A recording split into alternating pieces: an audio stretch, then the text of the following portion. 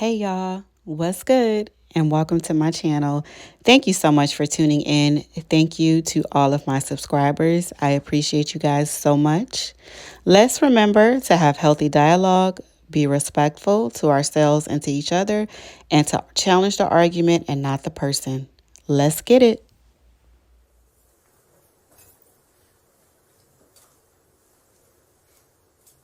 3 minutes and 50 seconds. It was 3 minutes and 50 seconds into the 911 call before Deontay Lewis and Sierra Day first said, Aniya's not breathing. There were statements they made. You heard the call. You heard the information provided, and they waited 3 minutes and 50 seconds before saying she wasn't breathing. And what does that tell us? It tells us how they treated Aniya the entire time she was in their care. That they did everything they could to conceal the harm that was done to her. I've been talking to you for less than 60 seconds. They waited 3 minutes and 50 seconds to say she wasn't breathing. And so what do we have to talk about? What are they charged with? They're charged with aggravated murder, felonious assault, permitting child abuse, 3 counts of endangering children, and tampering with evidence. So let's talk in detail about each and every one of these offenses. We believe we've shown you enough evidence to establish that both defendants are guilty of aggravated murder. That they did purposely cause the death of Aniya Day, who was 4 years old. And we know that a person acts purposely when it's a person's specific intention to cause a different result. And so what evidence do you have? You have the testimony and you have the physical evidence. And so what evidence do we have to support the act was purposeful? Dr. Philo testified to you that there was blunt force trauma to Aniya. Someone hit her. And that blunt force trauma caused her to have a stroke. And she didn't die right away from the stroke. She lingered. She suffered. No call to 911. Dr. Philo testified to you that it could have been anywhere from 2 weeks to 3 months. That's a purposeful act. And how do we know the length of time before that 911 call is made? Because we have a call. You know they didn't call a report until March 3rd. That's purposeful. And so what else do we have? What other evidence supports the defendant's purpose to cause harm and kill Aniya? Severely malnourished. 26 pounds at the time of her death. That's the same weight she was when she was 18 months old. You have multiple witnesses testify to you the extent to which Aniya was emaciated. You had one officer talk about being able to see the knuckles in her finger. You had other paramedics and officers talk about being able to count the ribs on her body. A prolonged period of time that she was allowed to lay in that bed, unable to walk, suffer, and die a slow death. That is how you determine that their purpose was to kill her. And then you have the details about the severity of harm to Aniya. Her pancreas was digesting itself due to lack of food. There were ulcers in her stomach due to lack of food. And during the slow, painful death, this 2 weeks to 3 months, not once did they seek medical attention for Aniya. Not once. That is how you get to purpose. That they caused her death? Well, the evidence is clear. They were the only ones that had care, custody, and control of Aniya. Deontay Lewis, and Sierra Day. And we know that she was 4 years old. And if that's not enough, there's more evidence of her purpose, because you see there was a pattern of behavior that shows us their purpose. We know as early as 2017, there are reports of harm to Aniya. And we begin to see from that pattern of behavior that when someone steps in and says, hey, Aniya is being hurt, what do the defendants do? Well, they remove Aniya from those circumstances. They remove her from those situations. And so Harbor Crest finally gets fed up. They call the police. They take Aniya to the hospital on May 18th of 2017, and then lo and behold, Aniya is pulled out of Harbor Crest daycare. That speaks to the intention, the purpose to cause harm to Aniya. And then we turn to September 2017, Aniya's last time that she visits with her father, Michael Garrett. And he sees the injuries to his daughter.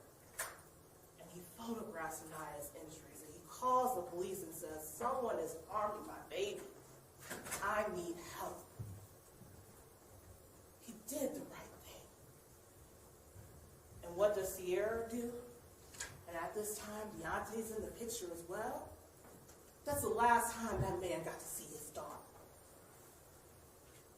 Sierra gets a protection order to prevent him from seeing the harm they continue to cause to Aniya. That's how you know the purpose is to kill her. And then we still have more.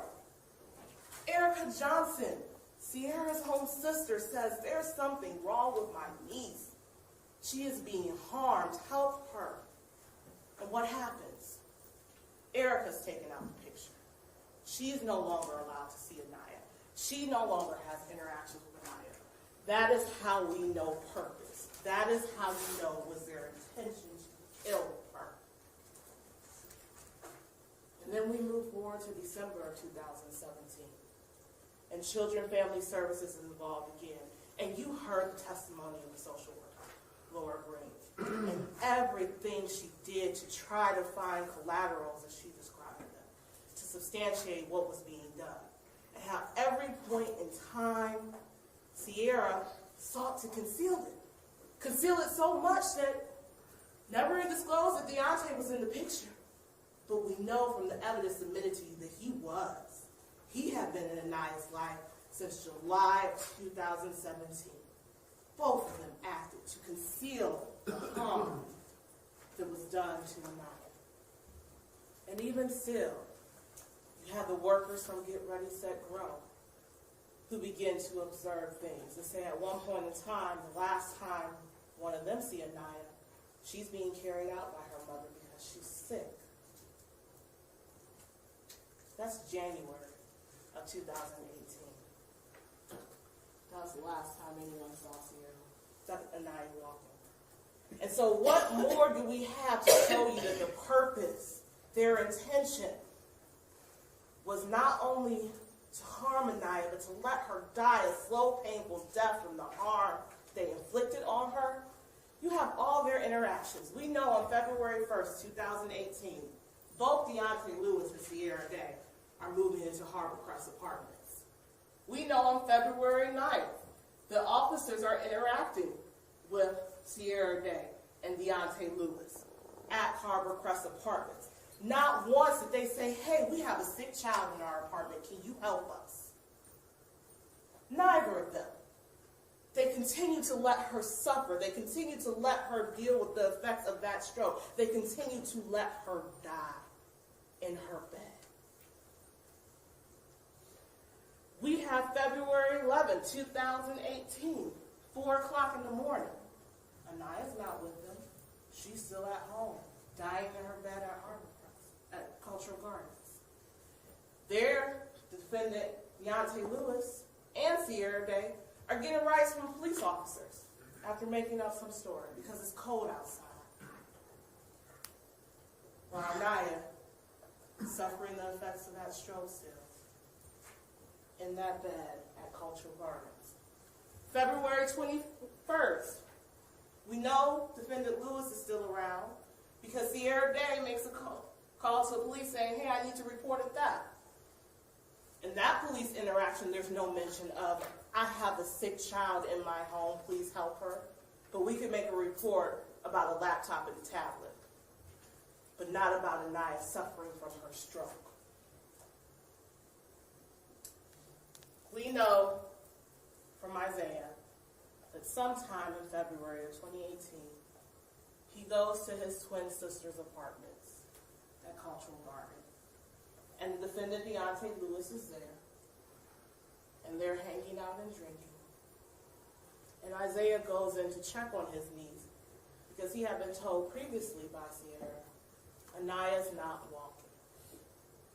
You heard Isaiah's testimony. You heard how he described Aniya. She slowly lifted her head and said, Uncle Isaiah, Uncle Isaiah. See, at that point in time, Sierra had disclosed that Aniya wasn't walking. There were issues with her eating. The defendant, Deontay Lewis, was sitting there on the couch while Sierra and Isaiah were having this conversation about Aniya. This is how we know their purpose. This is how we know their intent, the way they acted every step of the way after that initial trauma to Aniya. They did nothing.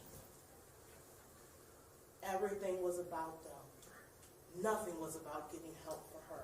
Nothing was about taking ownership to the harm they caused to Aniya. And we know that somewhere, we know on March 8th, the officers respond to Harbor Crest Apartments. Again, both defendants are present. Again, none of them mention anything about Aniya. Still allowing her to linger in that bed, slowly deteriorating, slowly dying. We know sometime in March, there's another call from Department of Children and Family Services reaching out saying, we need to come do a home visit. There's a custody dispute. We know Mr. Garrett immediately responded and met with the social worker. And what do we know about Sierra? She set an appointment for March 12th. Never once telling that social worker, by the way, I'm no longer at Harbor Crest. I moved to Cultural Gardens in February. There was no intention of ever letting anyone see Aniya. They knew then that Aniya was dying. Still, didn't ask that social worker, I have a sick child. Give me services, give me help, let me do something to save her life. Every step of the way, they continue to fail Aniya. We know on March 10th, both defendant Lewis and defendant Day are still together. We see them at Chipotle getting dinner with a bag full of shopping bags as they prepare to go back to Cultural Garden Apartments. And then we know finally, on March 11th, 2018, they make that call to 911 where they wait 3 minutes and 50 seconds before ever saying Aniya wasn't breathing.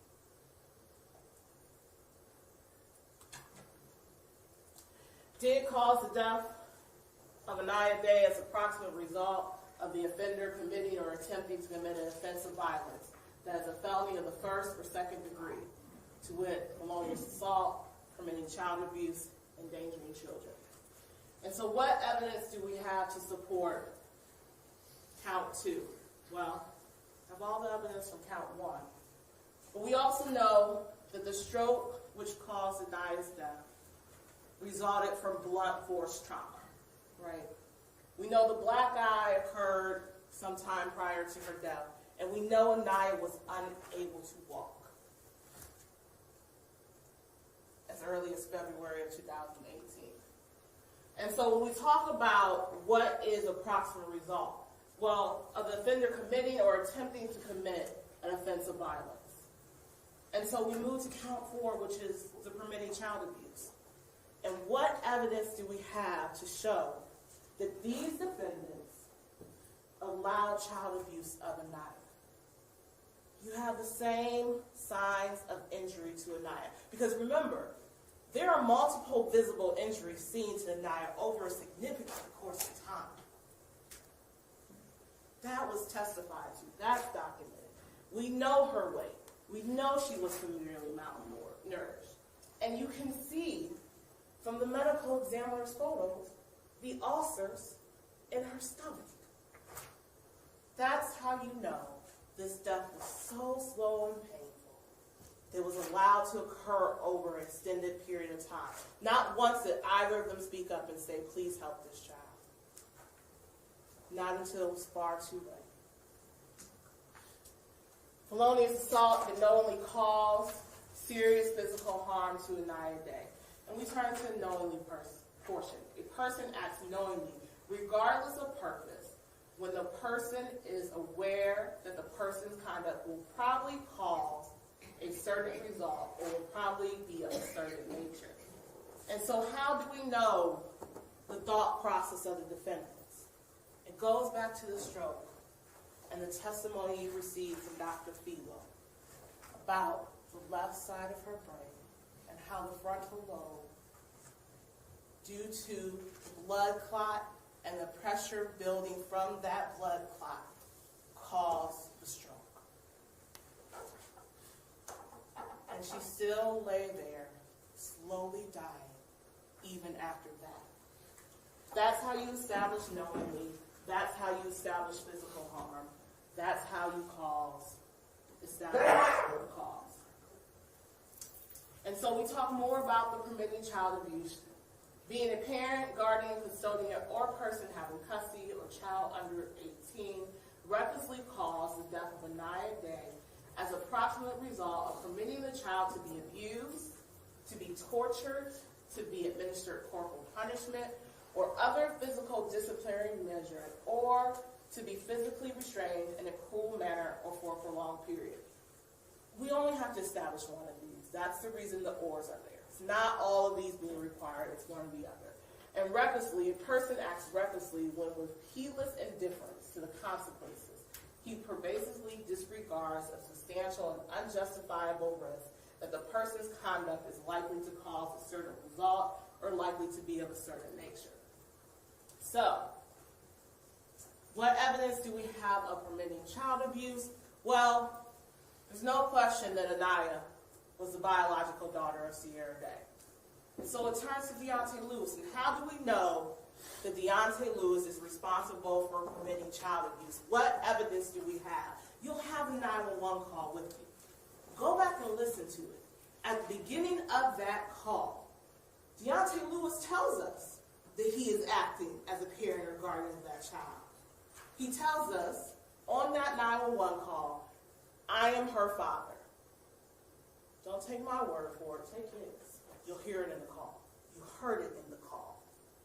You heard testimony from the officer, the responding officer, that when they arrived on the scene on March 11th of 2018, Deontay Lewis identified himself as Aniya's stepfather. He is putting himself out, representing himself to be her father. That is someone who is in care, custody, and control of a child.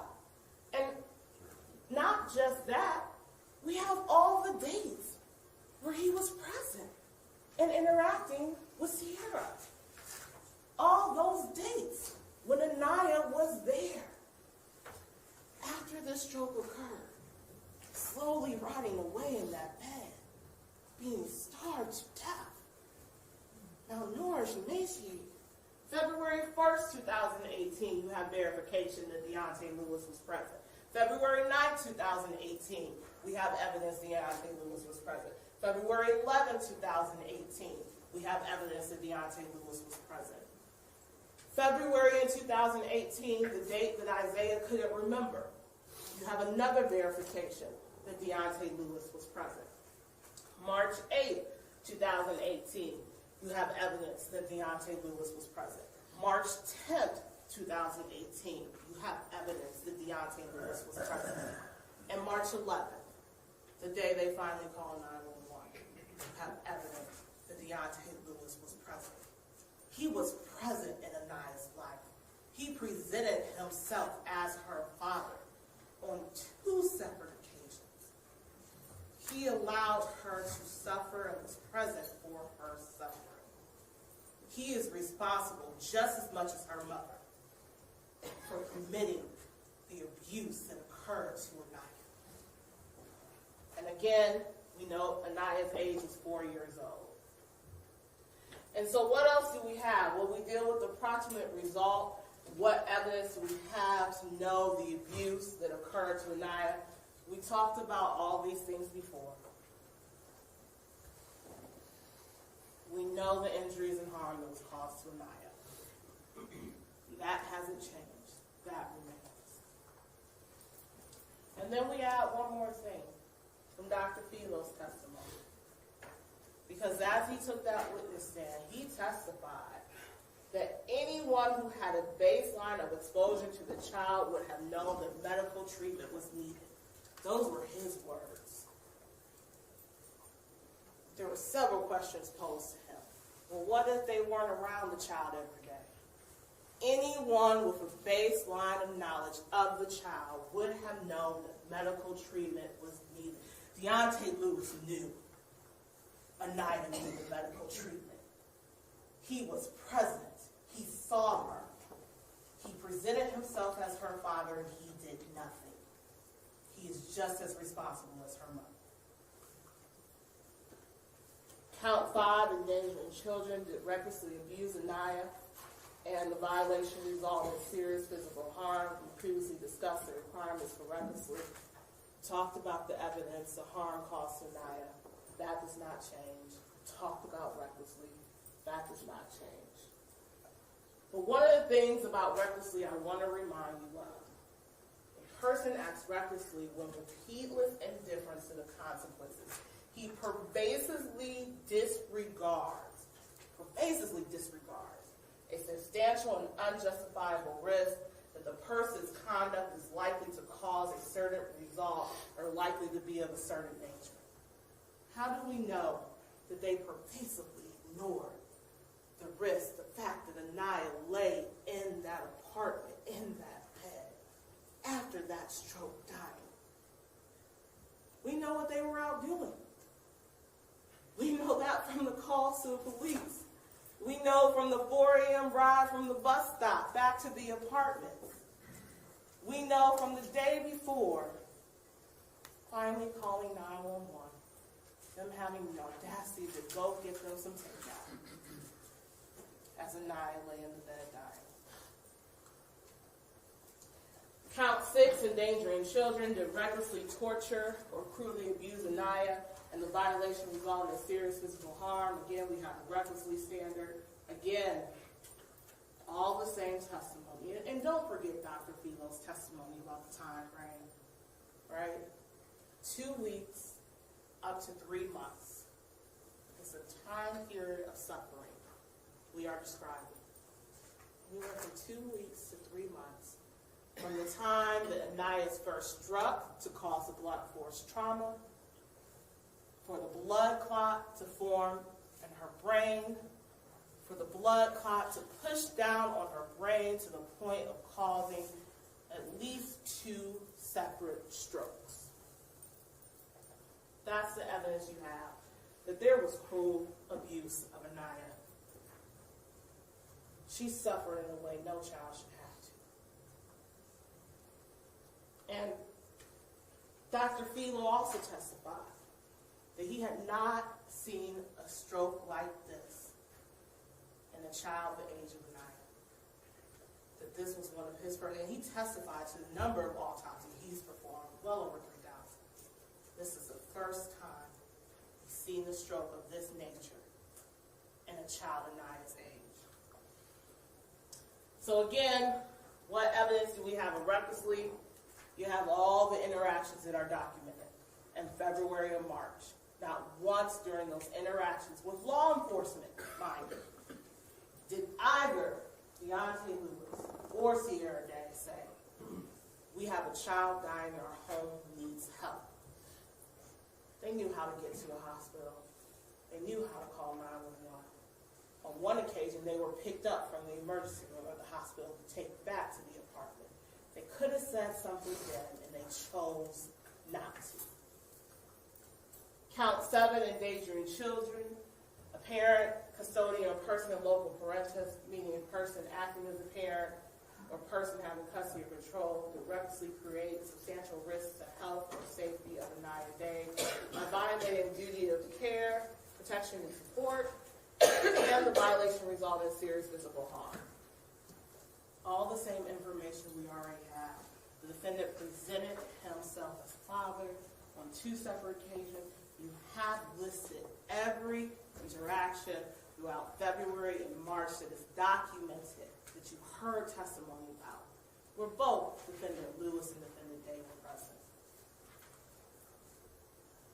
And again, Dr. Velo's testimony about the range of time that Aniya lay in that bed suffering. Count 8, tampering with evidence, knowing that official proceeding or investigation was in progress or was about to be or likely to be instituted, alter, destroy, conceal, or remove any record, document, or thing with purpose to impair its value or availability as evidence in such proceeding or investigation. Cleaning supplies. You heard several witnesses testify to how clean the home was, that the home smelled of cleaning supplies. That was the odor that they smelled when they walked in.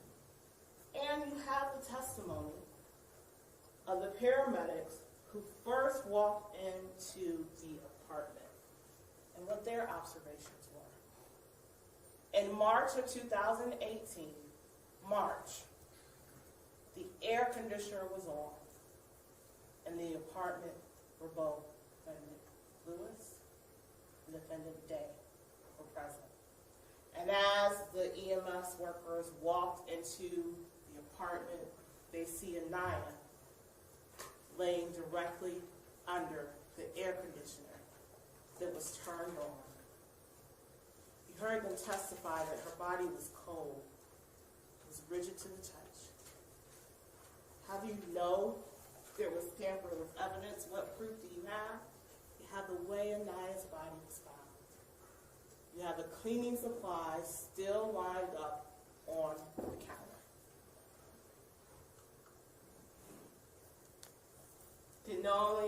Denying the official investigation or proceeding investigation, any record, document, or thing with purpose to impair its value or availability, right? So the purpose of cleaning the apartment was to impair the availability of evidence. The purpose of placing Aniya's body under the air conditioner was to prevent the odor of her body from leaving that apartment. And so we have to talk about the various levels of mental states associated with each count. And I tried to discuss them as we've gone through, but I want to talk about them again because it's so important that you understand what has to be established. Again, how do we determine their purpose? The multiple reports, the constant isolation of Aniya as soon as someone started to report and started to attempt to intercede. That is how you know their purpose. Erica tried to step in. Children and Family Services on multiple occasions tried to step in. Aniya's own father tried to step in. Daycare workers attempted to intercede. Multiple interactions with law enforcement. Never once indicating we have a sick child at home. Never once. Knowingly, again, recklessly or negligently. After Aniya had already had the stroke, you heard the testimony from Dr. Velo. That black eye wasn't at the time of the stroke. It was after. So as she lay in that bed, her pancreas digesting itself, ulcers in her stomach. They were still beating her. That's what the evidence shows you. The abuse was still ongoing even as she was dying.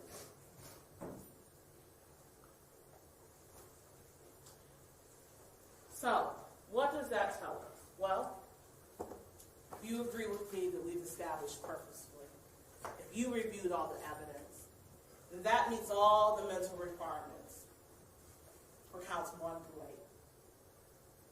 Right? Because purposely, recklessly, and knowingly is incorporated into purposely. If you believe they acted knowingly, then you have the mental states for counts 2 through 8. If you believe they acted recklessly, then you have the mental requirement for count 4 through 8. So where does that bring us? Brings us to a difference between Aniya when she was at Harbor Crest Daycare, finally in May of 2017, being taken to the hospital. We knew what she looked like as a healthy child. We have the pictures. To March of 2018, you can see the difference. You can see the difference. Aniya's last days were spent not able to walk, not able to move, not able to do things a normal 4-year-old child could do. Laying in a bed, soaked with her own urine. Laying in a bed, soaked with her own urine.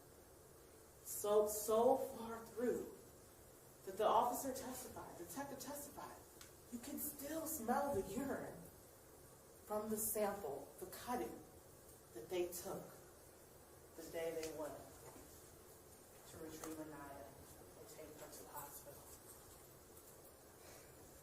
That's how we know that every step of the way, Deontay Lewis and Sierra Day had every intention for Aniya to die. They knew the harm that was caused to her, and they let that baby linger in this bed. Had the audacity to have an uncle come over and see her, lingering in that bed. Every step of the way, they tried to prevent people from helping Aniya and interceding on her behalf. We are at the point in time where we can end the steps they take. You have the opportunity to intercede on Aniya's behalf. I believe you have more than enough evidence before you. I would ask that you find each defendant guilty on every single count of this indictment. Thank you. Thank you. Mr. Johnson?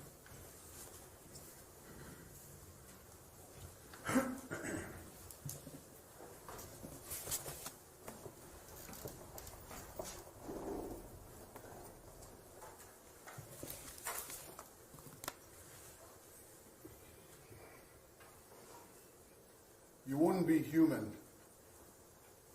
if you didn't feel some range of emotions about Aniya. It would certainly be reasonable to feel a number of different emotions: sorrow, frustration, anger. They'd all be reasonable and they'd all be right. What we said to you, though, when you come into this courtroom, is you have to set that aside for the purposes of this trial. It's okay to have those emotions again once this process is over. It's okay to feel sorrow and anger and frustration once this is over. But in judging this evidence, you have to set aside any bias, any sympathy, any emotion, and look at the evidence as you promised to do in the voir dire. And the job that you promised to do was to hold the government to their burden of proof. Proof beyond a reasonable doubt. And we talked about that at some length. And it was read to you again here today. Proof of such a character that an ordinary person would be willing to rely and act upon it in the most important of his or her own affairs. And we talked about those important decisions and the type of things that you would have to decide upon to say that the government had met their burden of proof. I told you in opening statement that they wouldn't prove to you beyond a reasonable doubt that Sierra had purposely taken the life of Aniya. And they haven't. I asked you in opening statement to not make a judgment, and that it would be difficult. And I know it was difficult when you look at the pictures that you saw and you hear the evidence that you heard. It's difficult not to close your mind and make a judgment. We asked you to listen to everything, and I think that's what's important. What did you hear in this case? Well, Dr. Philo came in and he testified for you. And we certainly agreed that Dr. Philo was an expert, and that he is an expert, and that he can give expert opinions. And what did he tell you happened? Aniya suffered some trauma 2 weeks to 3 months prior to her death. And he said it was substantial trauma, and it caused not a skull fracture, not a brain injury, but it left a hematoma, is what he told you. A hematoma that then, after some period of time, developed into strokes. He didn't say it had to be a blow.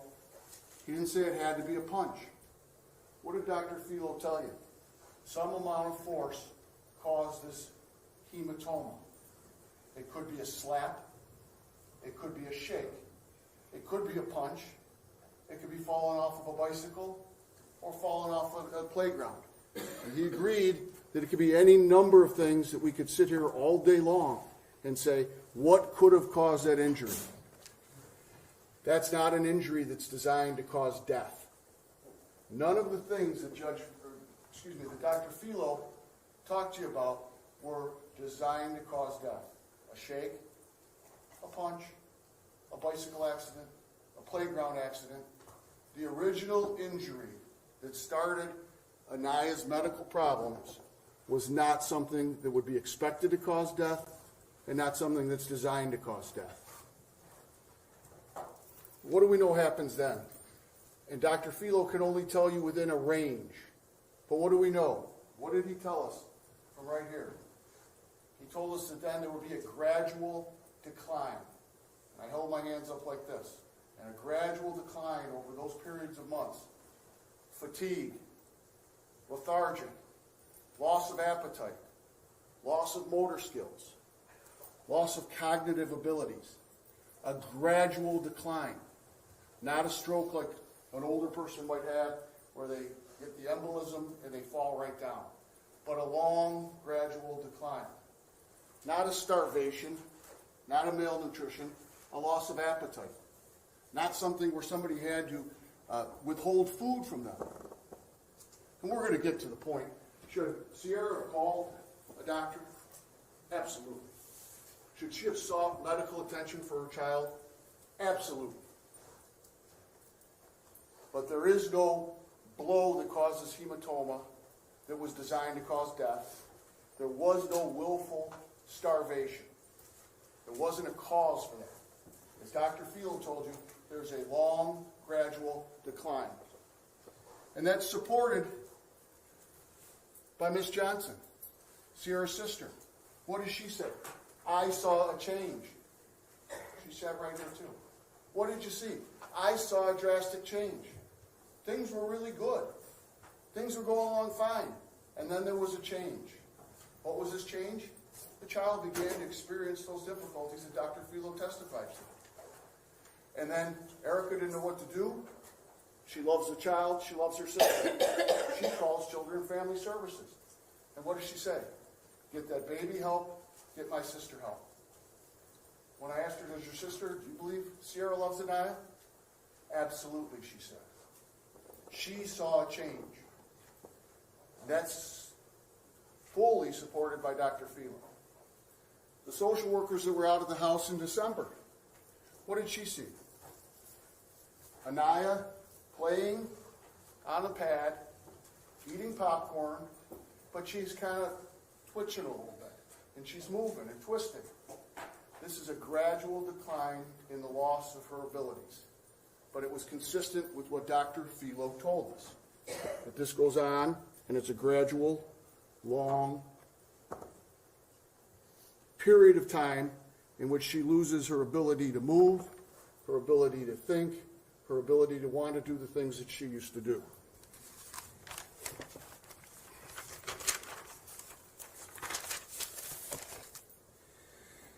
You know, a lot has been made that there's these other allegations from the daycare centers. And go back and look at those. And look at what action was taken, what the injuries were, and what the consequences of those were. I'm certainly going to agree that Sierra, as I said, should have contacted somebody. She should have called somebody.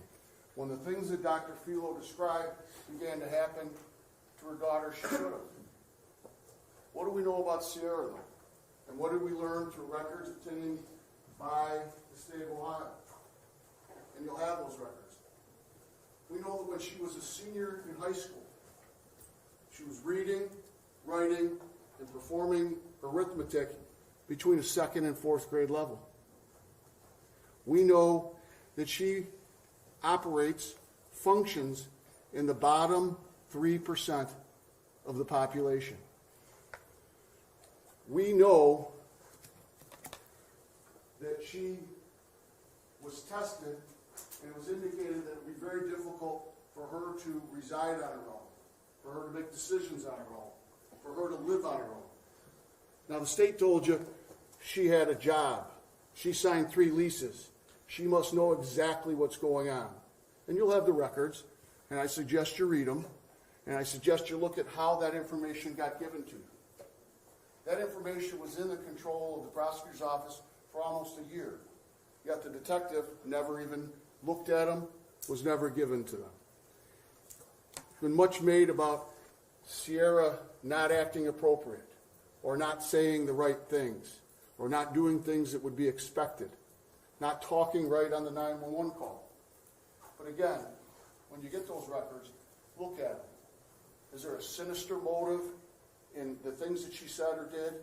Is there a sinister motive in how she acted or responded? Or is she a young lady that operates at the bottom 3% of our population? Is she a young lady with such cognitive difficulties that she doesn't understand some of those things? And again, there's responsibility there. Should Sierra have picked up the phone and called the doctor? Should she have had medical care for that child? Absolutely. I'm going to ask you, when you look at the evidence, and you look at the charges, and you look at the things that have been presented to you, to find that Sierra did not purposely or intentionally cause the death of her daughter. Thank you. Ladies and gentlemen, we're going to take a 10-minute recess. Ladies and gentlemen of the jury, I won't be using this thing. I'm old school, and I don't know how to work this giant iPad. Okay. So I have to go with pen and paper. Now, before I get into my basic argument, I just want to comment on the fact that the prosecution talked about how it was March in Miss Day's apartment and the air was on. It's March now, and the air is on in this courtroom, and I'm freezing. But some people just get hot, you know, so they get hot, and it's hot in the house. They turn the air on, and maybe, you know, they're young, maybe even they thought that the air would help revive the child or something to that effect. So I don't think there should be much made of the fact that the air was on. Also, Ms. Jordan said it was 3 minutes and 50 seconds before, in the 911 tape, before they said that this child was not breathing. Well, I take issue with that because Deontay Lewis on the 911 tape, if you recall, first thing he said is, and he did say my daughter, but that is more of a term of endearment. I mean, if you're calling in an emergency situation and you say, you don't want to say my girlfriend's daughter, you want to say something that's going to get their immediate attention, and you say my daughter, then that lets them know that this is important to him. I need you here now because my daughter is unresponsive. I tried giving her CPR, but I don't know if it's working. I press on her chest, I hear noise, but I don't know exactly what's wrong. I need somebody here now. Okay, now,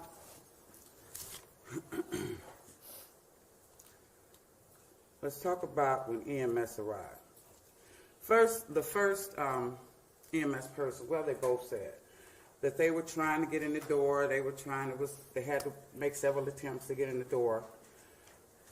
But the first EMS person, Mr. Lupa, Nate Lupa, he admitted when Mr. Shaughnessy got up and said, didn't you beat on the door, fire, fire, fire, fire, and then Mr. Lewis opened the door. And so he admitted, yeah, he did.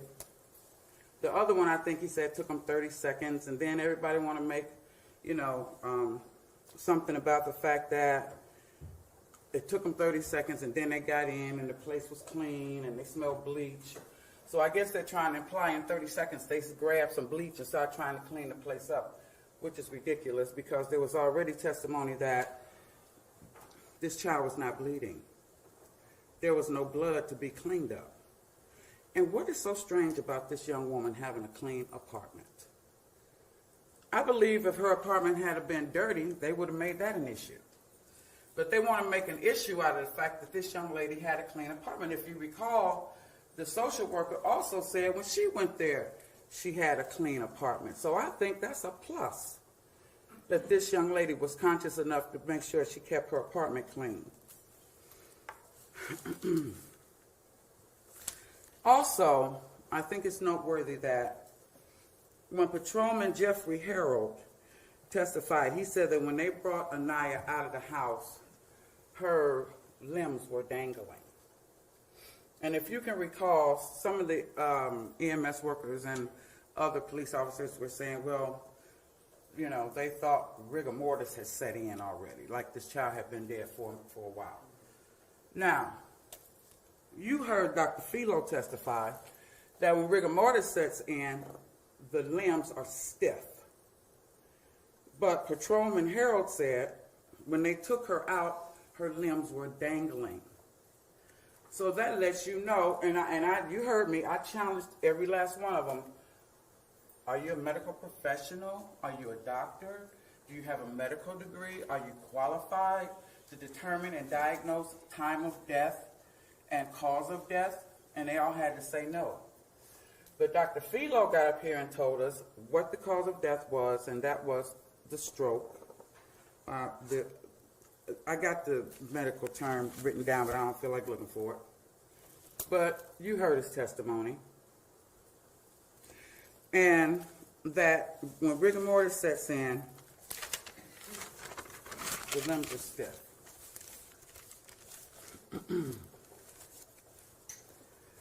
Okay. Now, also, the paramedics and first responding officers, they all had something to say about, well, he said this and she said that, and he said this and she said that, meaning Mr. Lewis and Ms. Day. And I asked them, did they memorialize it in writing? And the only thing that Mr. Lupa had memorialized in writing about what was said is that the mother said the child fell off the toilet last night, hit her head, but was okay, went to dinner, no other information given. Now, Mr. Lewis obviously didn't tell them that because he didn't know what happened to this child. He wasn't there. They have gone through unreasonable lengths to try and say that these two defendants live together. And what proof did they have that they live together? Her brother said he saw Mr. Lewis over Miss Day's house a couple of times at Harbor Crest, one time at Cultural Gardens. His sister said she never even went over to the apartment, so she didn't see them there. She just saw them together all the time. But if you can recall, the sister and Miss Day stopped speaking to each other in September. We know that Mr. Lewis and Miss Day got together in July of 2017. In September of 2017, Miss Day and her sister stopped talking. So in the first 2 months, she saw them together all the time, but she never saw him at her apartment. She just assumed they lived together because she saw them together all the time. So I questioned Sierra's twin brother, who is still a young man, and I said, isn't it reasonable that when people get together in the beginning, or young couples get together in the beginning, they spend a lot of time together, they can't get enough of each other. They get together and do things young people do and some things old people still do sometimes. He admitted it. He said yes. Okay. And when else did the prosecution cite that that Mr. Lewis was at Miss Day's apartment? They cited a total of 7 times in the 9 months that they were together. Of course they spent time together. Of course he went over to her house at times. But 7 times in 9 months proves that he lived there. He did not live there. When he gave his statement to the police and put his address on there, he gave his address in East Cleveland at his parents' house, which is where he lived. He lived with his parents. He visited his girlfriend, of course, but he lived with his parents. The officer also said that he told them he was a stepfather. He never wrote that down. He never presented himself to be this child's stepfather, except that one time on the 911 tape when he said, "my daughter." And his motive behind that was to get them there as soon as he could. He never held himself out to the public that this is my child. When he would go, and that's another thing, with the daycare workers testified, when he would pick, I don't think any of the Harbor Crest daycare workers testified that he picked her up. I believe it was only at Get Ready, Set, Grow. And Get Ready, Set, Grow, the lady's name was Chantel Milton at Get Ready, Set, Grow. And Chantel Milton said, I asked her, I said, approximately how many times did you see him drop her off? Between November 2017 and January 2016. Oh, about 8. Well, 8 times in 12 weeks is less than once a week. If he was living there, she would have seen him many more times than that. So once a week, he spent the night over his girlfriend's house, dropped the baby off at the daycare. That doesn't make him her stepfather. That doesn't make him somebody in loco parentis. And that doesn't make him a resident at her apartment. And you heard the testimony. I believe Shakia Fitzpatrick said about the same thing, that she would see him drop Aniya off about once a week. Now, every last one of the daycare workers, from Harbor Crest to Get Ready, Set, Grow. Every last one of them. I asked every last one of them, did Aniya ever say to you, Deontay or Noodle hurt me? She called him Noodle. Every last one of them said no. As a matter of fact, they had 38 witnesses, and not one of them testified that Mr. Lewis had ever harmed this child. As a matter of fact, Miss Day's own family, her brother and her sister, said they had never seen him lay a finger on this child. I asked her sister, Erica Johnson, did you ever see him take her into another room and bring her out crying like she had said she saw her sister do? She said no. Nobody ever witnessed him harm this child because he never, ever did. Michelle Marshall from Harborcrest. She was a very nice lady. And she got emotional when she started to cry when she talked about Aniya and her injuries. And she said that she saw Aniya in June of 2017 and that Aniya was fine.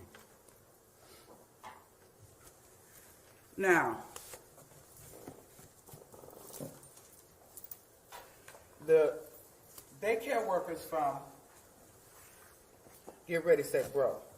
I believe Aniya started Get Ready, Set, Grow in November of 2017. So by now, Deontay and Sierra have been dating for about 4 months. They all testified Aniya was a happy, healthy child.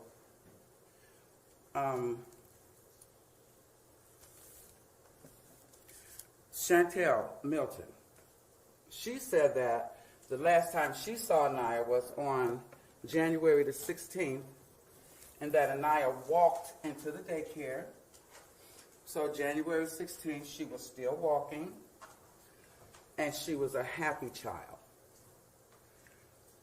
Mr. Lewis would drop her off. She was a happy child. So evidently, she liked him. If she didn't like him, she wouldn't be happy with him, that's for sure. Because kids will let you know. One thing about children, if they tell you something, you better believe it. Because they don't have a reason to tell you something that's not true. They are the ones, sometimes adults will tell you something, tell you a little louder, make you feel better, don't want to hurt your feelings. Kids don't care. I know my grandkids don't care. They'll tell you if something's wrong. She never, ever told anybody that Deontay Lewis harmed her. As a matter of fact, it seems as though when Deontay Lewis came into Miss Day's life, things got better for Aniya. She was healthy, happy, going to school. And we all know that in daycare, they feed children properly. They have to feed them properly. And so her health was good. Her weight was good. And even in September of 2017, when Mr. Garrett, I know you recall his testimony, when Mr. Garrett said he had noticed some marks on his child, he asked Aniya what happened. She never said anything about Deontay Lewis, never. She never said anything about Noodles. As a matter of fact, Mr. Garrett said he did not even know that Deontay Lewis was dating Miss Day until his daughter's demise. He hadn't heard anything about him. He didn't know anything about him. So if they were living together, surely he would have known something. He would have heard about him. Aniya would have spoken about him, something. But Mr. Lewis was in and out. he was in and out. His 28-year-old man, you know, they do what 28-year-old men do. Those are not married, the single 28-year-old men, they like to party, they like to fool around with other chicks, they like to hang with their boys. Those were things he was doing, but you know, he had a girlfriend. So he would go be with his girlfriend from time to time. And she had a daughter. So sure, he would reenact with her daughter. But he was not there every day to monitor what was going on in their lives every day, to monitor Aniya's feeding schedule every day, or to monitor what was going on with her physically every day. Now, seemingly, the frequency of the visits stopped somewhere around September. But like I said, he was still in and out, in and out. And they wanted to make something of the fact that when Miss Day moved from Harborcrest to Cultural Gardens, that Mr. Lewis helped her move in. That was her boyfriend. If I had a boyfriend who wouldn't help me move, he wouldn't be a boyfriend very long. And just because he helped her move doesn't mean he was moving in there with her. The guy who helped him move the couch was the lawn man. I believe his name was Mr. Bailey. If I got his name wrong, excuse me, but I believe that was his name. But anyway, he said that he helped him move in, and that was the only time he saw Mr. Lewis. And he lived right next door. I think he lived in 215, and Sierra Day lived in 212. He only saw Mr. Lewis that one time. He didn't see Deontay in and out and in and out. And then Miss Logan said she heard them upstairs arguing and stuff, and she saw him about 3 times in and out. How on earth does that prove he was living with her? It does not. It proves that he was not living with her. He was not acting in loco parentis to her daughter. He did not assume parental responsibilities of her daughter. He was her boyfriend. Why was he arrested? Because he was there when this child passed. And he called 911. He went over there on the 10th. Okay, they shot across the street to Chipotle. You heard the testimony. The detective even said it was right across the street. He went right across the street to Chipotle with her. He went to the grocery store with her on the 10th. They went back to the apartment. They got evidence that they had sex in the apartment on the 10th. On the 11th, he gets up, goes in the room, finds his child unresponsive, finds that he has to administer CPR, and calls 911.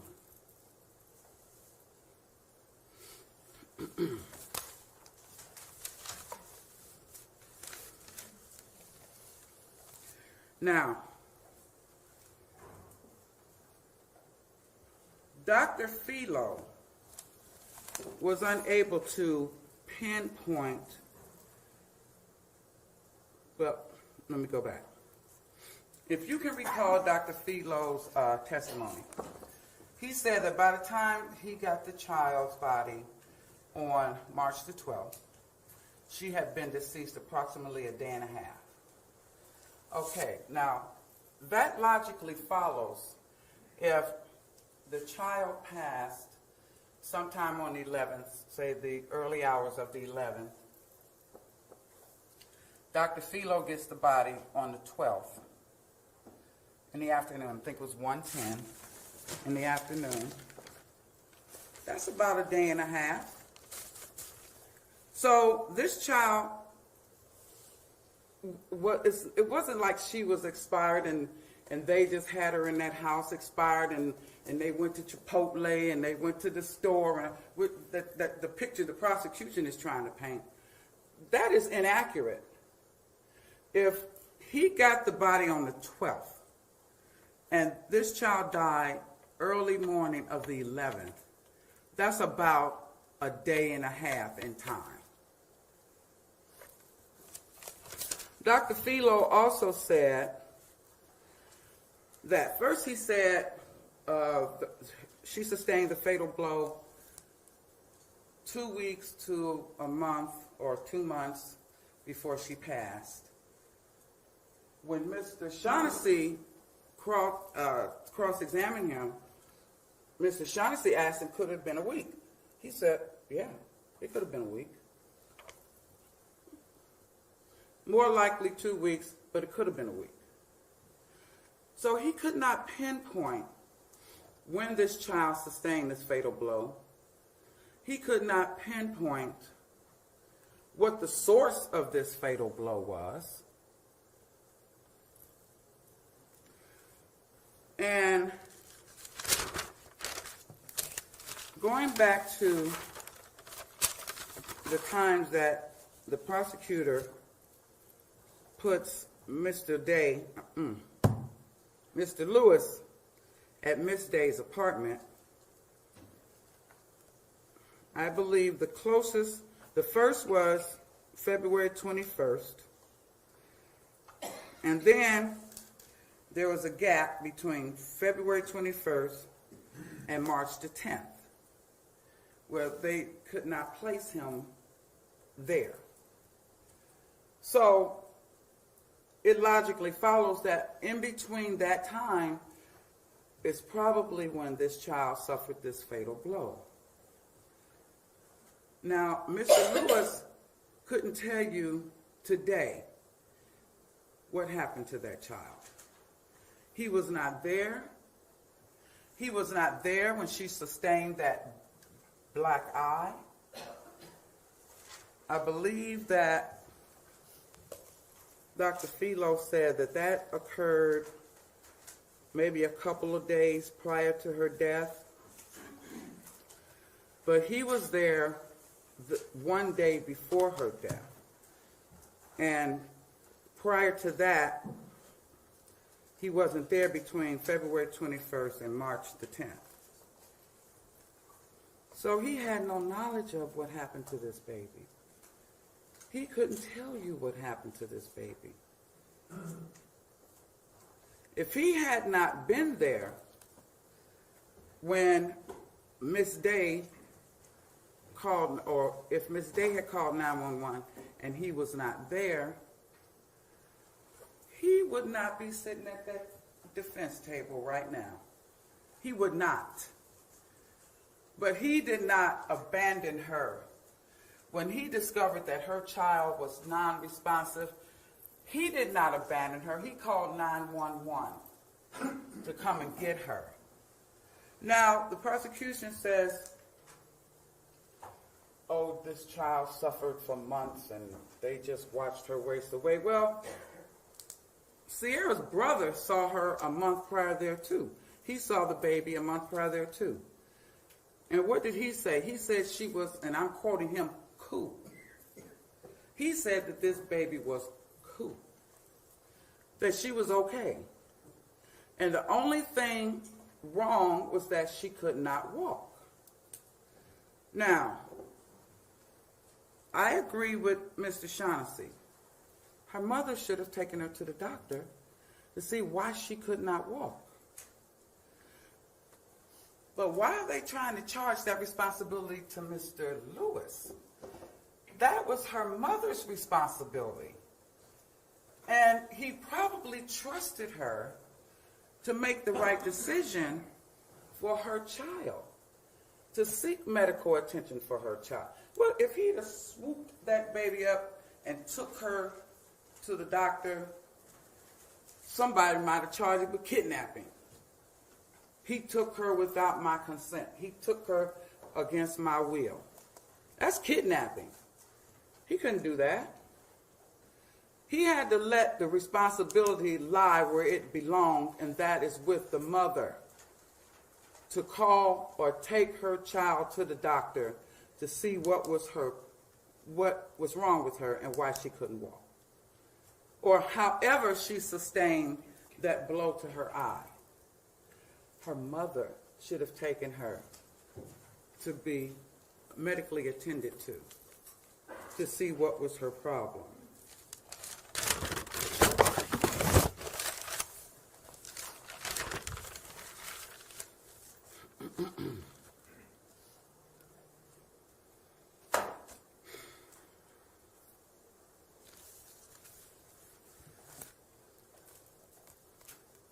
Mr. Lewis never harmed this child. There's absolutely no evidence that Mr. Lewis ever harmed this child. Now, I'd like to go through these charges. Aggravated murder. Now, if you recall in my opening statement, and just for a point of reference, I know in the opening statement I said that Mr. Lewis had to go downstairs and open the door, let the paramedics in. Well, I was mistaken. I was wrong. The evidence has showed that the fire department had a key to open the downstairs door. So that was my mistake. That was my bad. Please do not hold it against my client.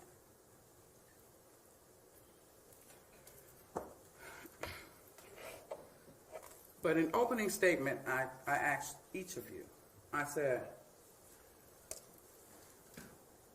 the prosecution has to prove beyond a reasonable doubt each and every last element to each and every last crime with which my client has been charged. Every one.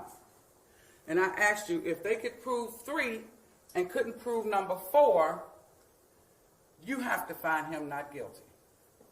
And I asked each and every one of you if you were okay with that, and you all said yes. And I trust that you meant that. Now, aggravated murder. Purposely caused the death of Aniya Day. To purposely do something, that means you do it with a specific intent. Okay? You specifically intend for the results of your actions to come about. Causation is another element in this crime. And causation was defined to you as an act or failure to act within a natural and continuous sequence directly produces the death of a person. Okay. First of all, Mr. Lewis had no way of knowing that this child was dying. He had no way of knowing that. Her own uncle thought she was cool a few weeks before she passed. So, in order to find him guilty of aggravated murder, you have to find that he either did something to cause the injury that killed her, or that he failed to act to prevent this death, but that he did it on purpose, that he purposely intended for this child to die. And that's why he didn't call 911 before he did, because he purposely wanted her to die. That element does not exist. He did not want this child to die. That's why when he found her unresponsive, he called 911. He wanted to save her life. That element does not exist. So that charge,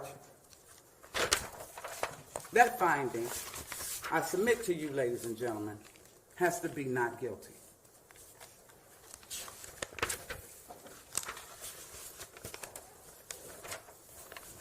The second charge is murder.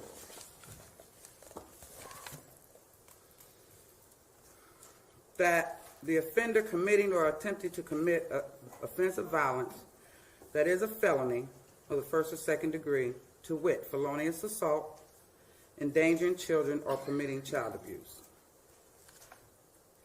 Now,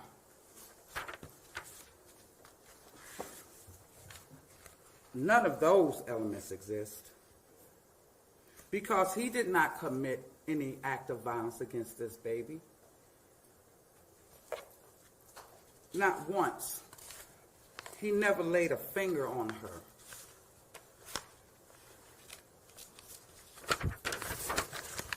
Now I'm going to go to felonious assault.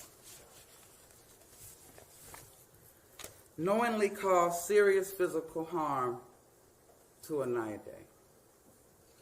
Okay, there's that word cause again. That also has the words failure to act within it. But you have to knowingly do these things. Knowingly. He did not know that this baby was dying. And you saw the pictures. The pictures were of this child unclothed. Now, it's reasonable to assume that the baby didn't go around naked, going through the house naked all the time, so he could see what was going on under her clothes. She was clothed when he would see her. He couldn't see these protruding bones and her skeletal state, and I agree, she was in an emaciated state. I agree with that. But her face did not show signs of her being emaciated. You saw the pictures up here, and you will take pictures in the back, and some of those pictures, the lighting is bad, and there's shadowy parts that do not depict what you saw on this screen. But her face, if all he's seeing is her face and her clothes or her PJs or whatever, to the untrained eye, he would have no way of knowing the child was dying. Her own uncle didn't know she was dying. How is he charged with supposedly knowing that this child was dying, but no one else? No one else.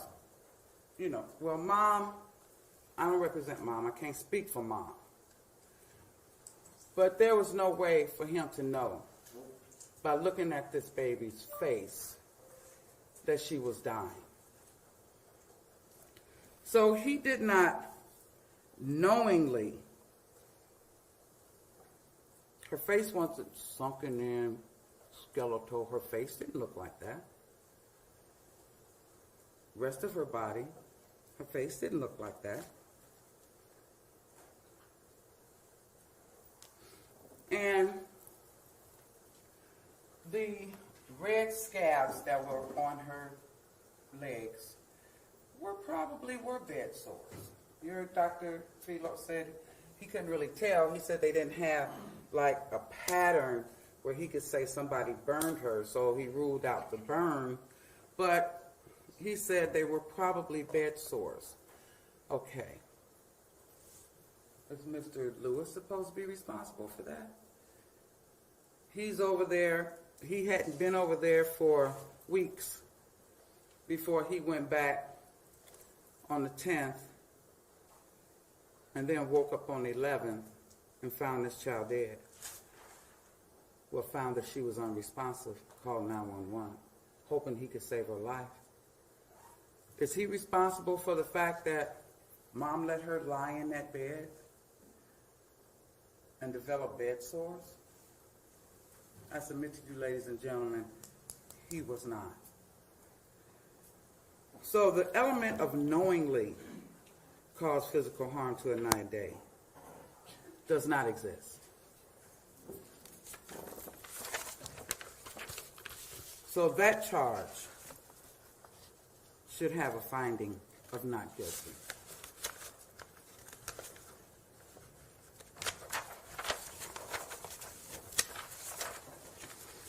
Permitting child abuse, count 4.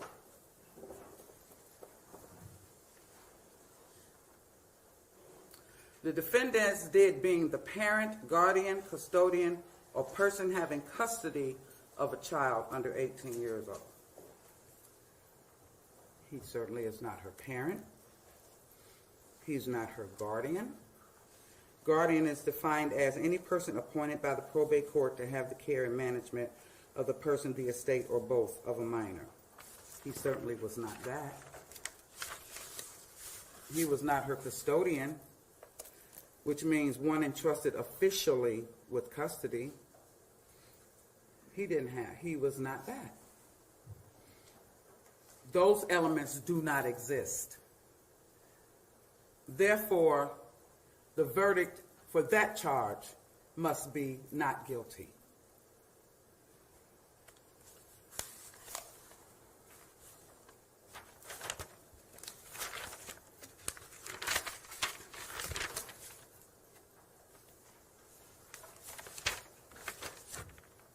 Count 5. Endangering children.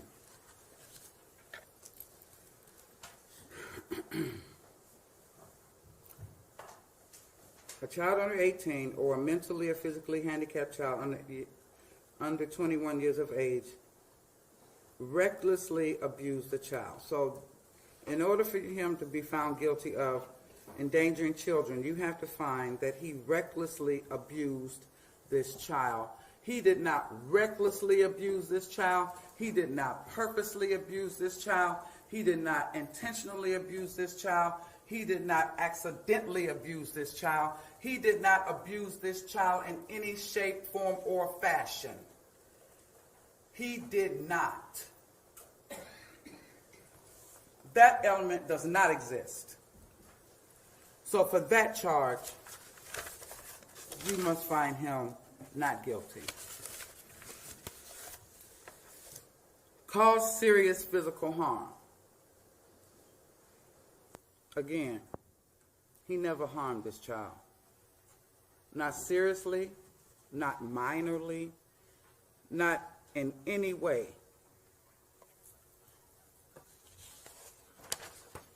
That element does not exist. Endangering children.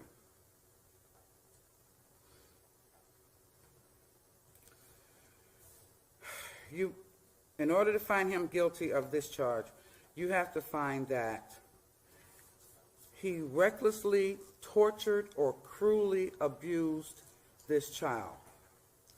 There is no evidence that he ever did any of those things, that he ever tortured this child, he ever abused this child in any way, form, or fashion.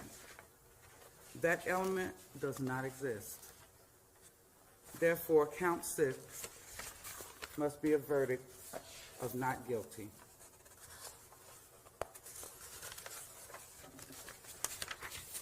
Endangering children.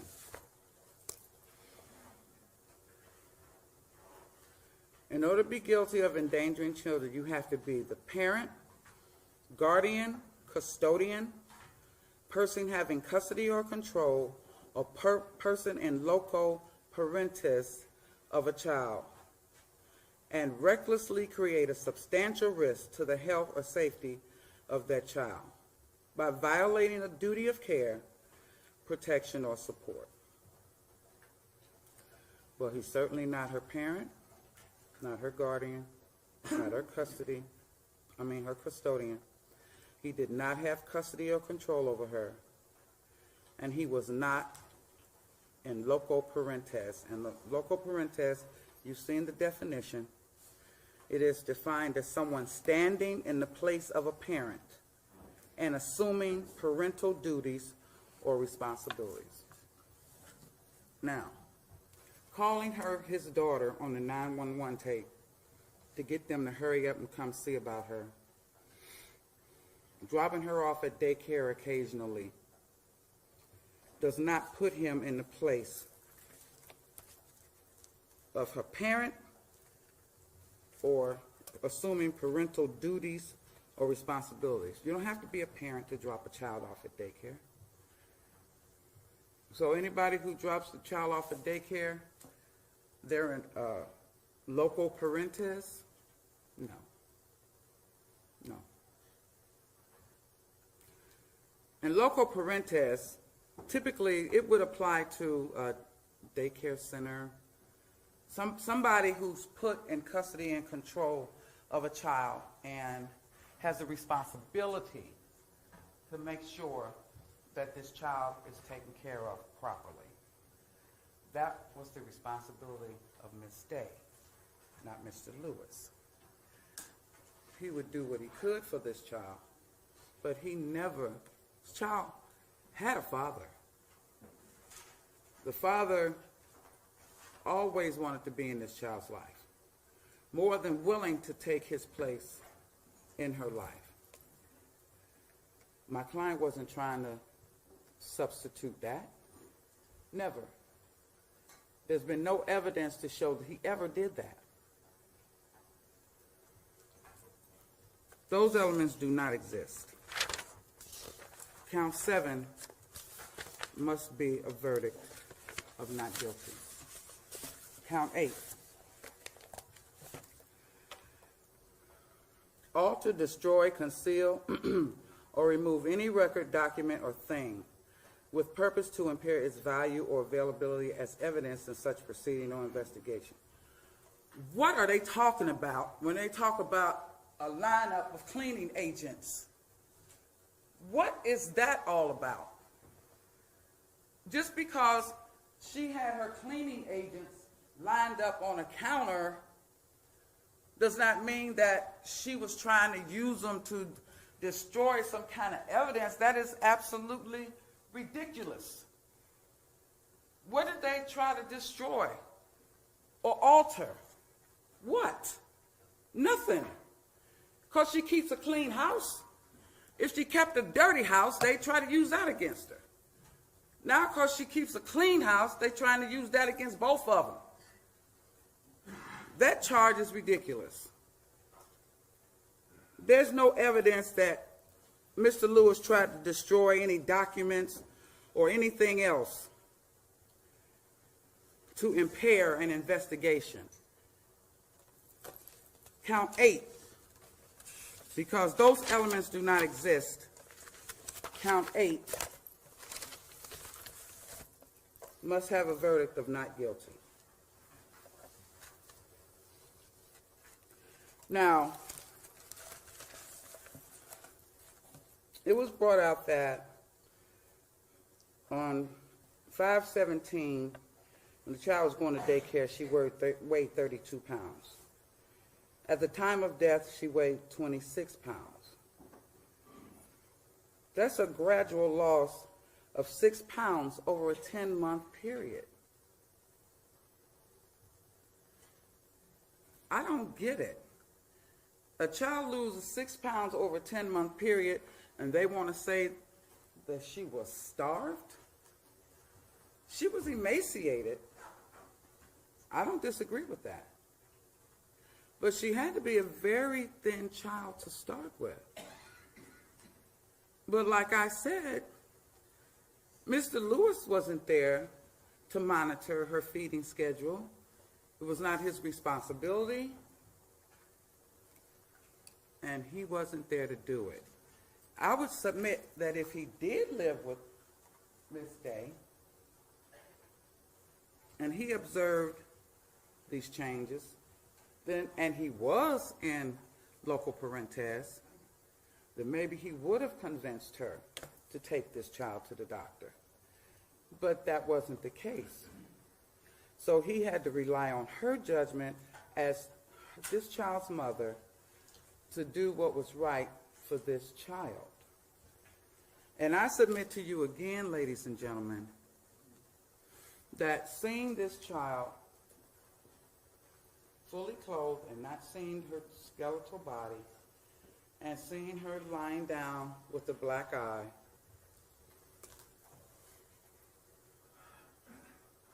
It's not enough to say that he should have known she was dying. Because Dr. Philo said Counsel will get that. I will straighten it up. Okay, thank you, Honor. All right.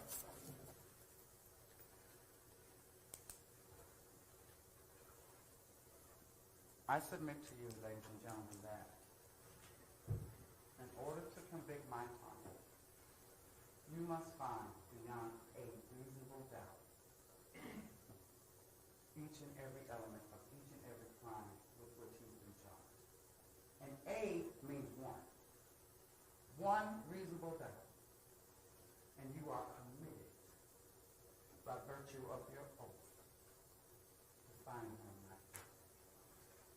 I thank you for your service and your time. Thank you. Ms. White?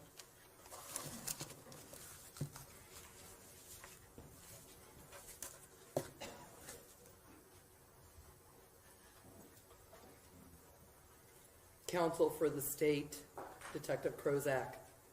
Counsel for the defense, Defendant Lewis and Defendant Day. May it please this honorable court. Good afternoon, ladies and gentlemen. Our journey of the last 6 days is coming to an end.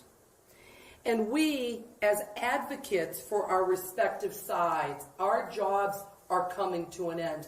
And make no mistake about it, ladies and gentlemen, each person in this room had a job. Your job is just beginning. Though you have toiled with us these last 6 days, you have been here patiently, you've taken notes copiously, you've withstood the objections that have been made, and we've gone to sidebar, and you've listened attentively. You have been true to your oath. And now, ladies and gentlemen, once the conclusion of the instructions are given to each of you, it's going to become your job to evaluate the evidence. And that's going to be the testimony, the exhibits, the stipulations. And you've been selected to render a verdict in this case. Like it has been said before, opening statements and closing arguments are not evidence, but they are provided to give you a perspective of how we see the evidence and how it's developed. But I ask you folks to rely on your 12 collective memories. I ask you to recall the testimony in this courtroom. And it's the testimony that came from this witness stand. That's where your evidence came from, along with the exhibits you're going to have. It's not what the attorneys say. That's not evidence, folks. And once you've reviewed that evidence, you've weighed it, you've applied the law that this court has given to you. The state asked you in opening statements to make a decision in this case, and I'm going to ask you at the conclusion of my argument to render a verdict on each and every count of this indictment. Juries make these decisions every day, all throughout this building and throughout the United States of America. In voir dire, I asked you folks, did you have reason and common sense that you have in your everyday lives? And good judgment.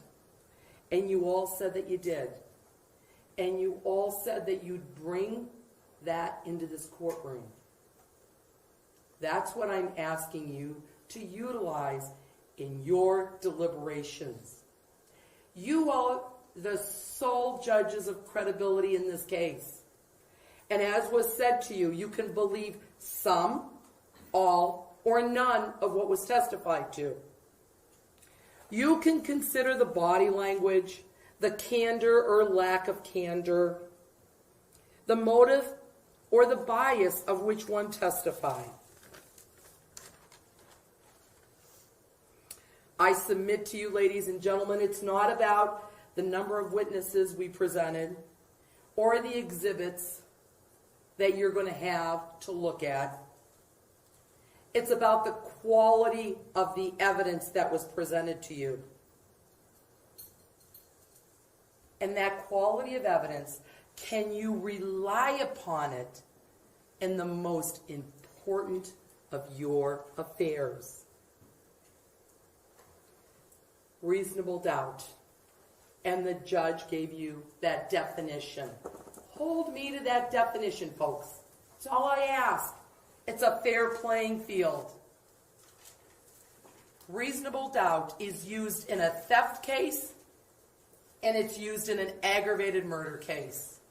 It is the same standard.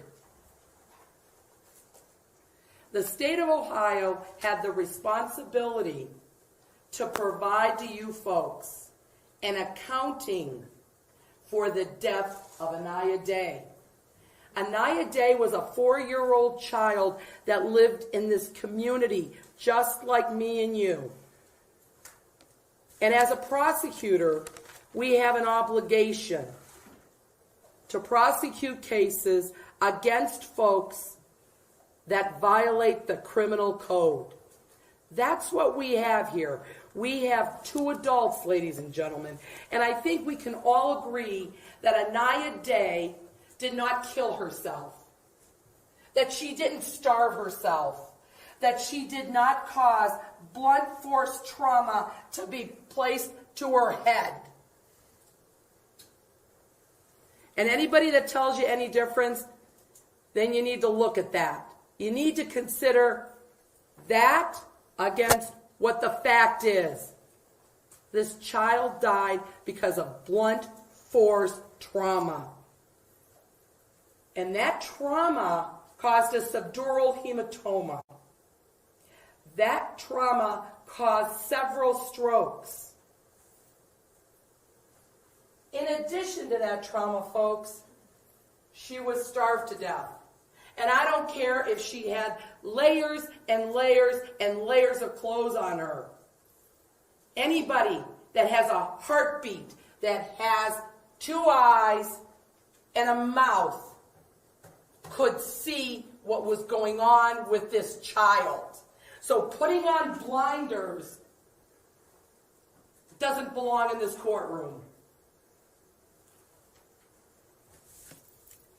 Aniya Day did not take the witness stand.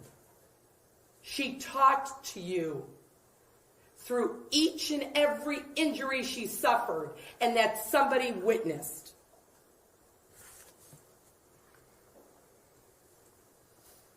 She started asking for help after the first black eye,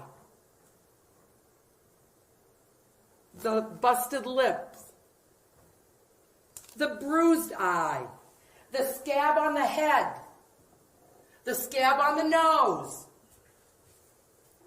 the scrapes on her head, the blood in her ear. She was asking for help. And initially, she was in the care and custody of her mother, the same woman that gave birth to her, the same woman that the defense wants you to believe she doesn't have the mental capacity to raise her kid.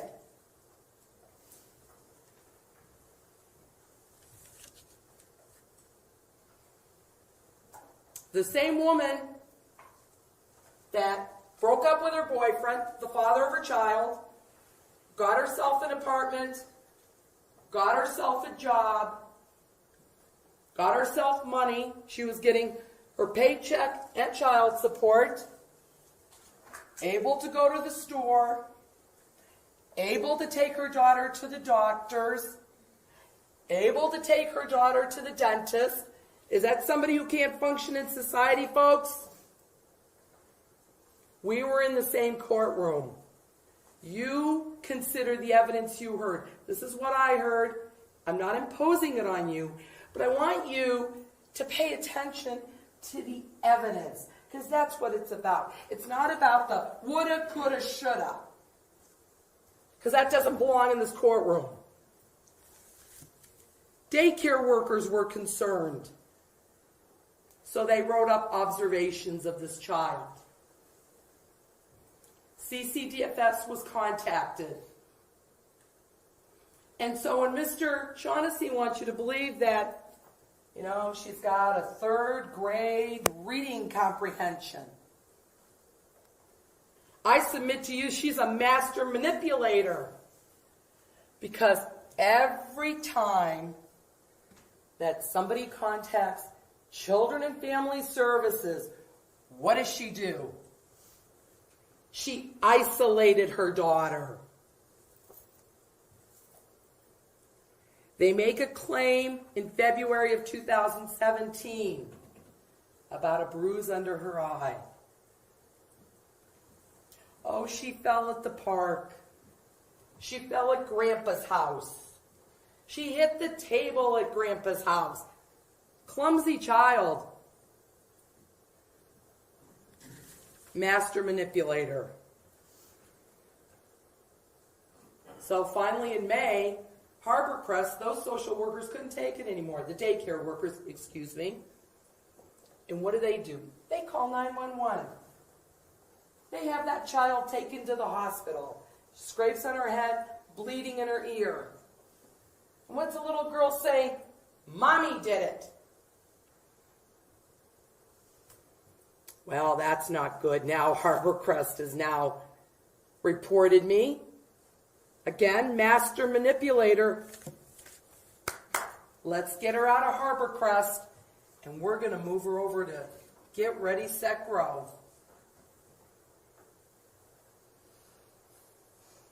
So what happens then? Well, then this love affair happens, folks. And it's the testimony that you heard. It's not a few months that they were dating, according to Miss Longino. They started dating in June of 2017. And you heard Isaiah's testimony. Isaiah's testimony was, and I quote, he was underneath her. He was possessive to the exclusion of others. And that, ladies and gentlemen, says it all. Because a child loves their mother. And you heard Erica Johnson. She said her sister changed when he got into the picture. Not Aniya, when he got into the picture. And they started spending time together. Together. That's what the evidence shows. He attended some family functions. And I, by no means, am going to go through all of the testimony of all of the witnesses. Okay, I'm not going to do it, folks, because I rely on you guys. And you've all been paying attention. But keep in mind, when Aquila had on her PowerPoint, how many times this defendant was present in this child's life? It wasn't just on 4 or 5 occasions, folks. He was there the whole time. And make no mistake about it, because you heard Mr. Garrett, he calls the police in September of 2017. They were already dating. And he sees the bruises and the problem in the back, scab on the back. There's photographs, look at them, consider them. So what does he do? He calls the police. Lo and behold, Miss Master Manipulator over here, well, he can't be calling the police. They're questioning us about what's going on with Aniya now. So what are we going to do? I'm going to get a protection order. I'm going to march myself right down because I don't know what I'm doing, but I know enough to know I can get a civil protection order. And I'm going to say that you Mr. Garrett, are abusing me and my daughter, harassing us. I'm going to get a restraining order, because then I can guarantee you're not going to see your daughter again.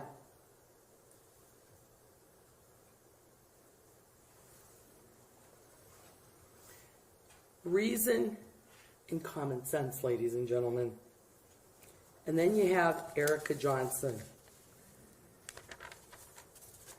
She takes it upon herself to contact CCDFS on her own sister, because she hasn't seen her sister and she hasn't seen her niece. And I submit to you the reason she hasn't seen her niece and her sister is because the three of them had set up shop in Harbor Crest, and they were all living together as one big, damn happy family. The only person that wasn't happy in that equation was Aniya. Because there came a point in time, ladies and gentlemen, that regardless of who struck her or where the blow came from, this child suffered a blow. And I submit to you, they are equally culpable for that blow. One is not more responsible than the other. Once she suffered that blow, that child started to deteriorate right in front of their eyes.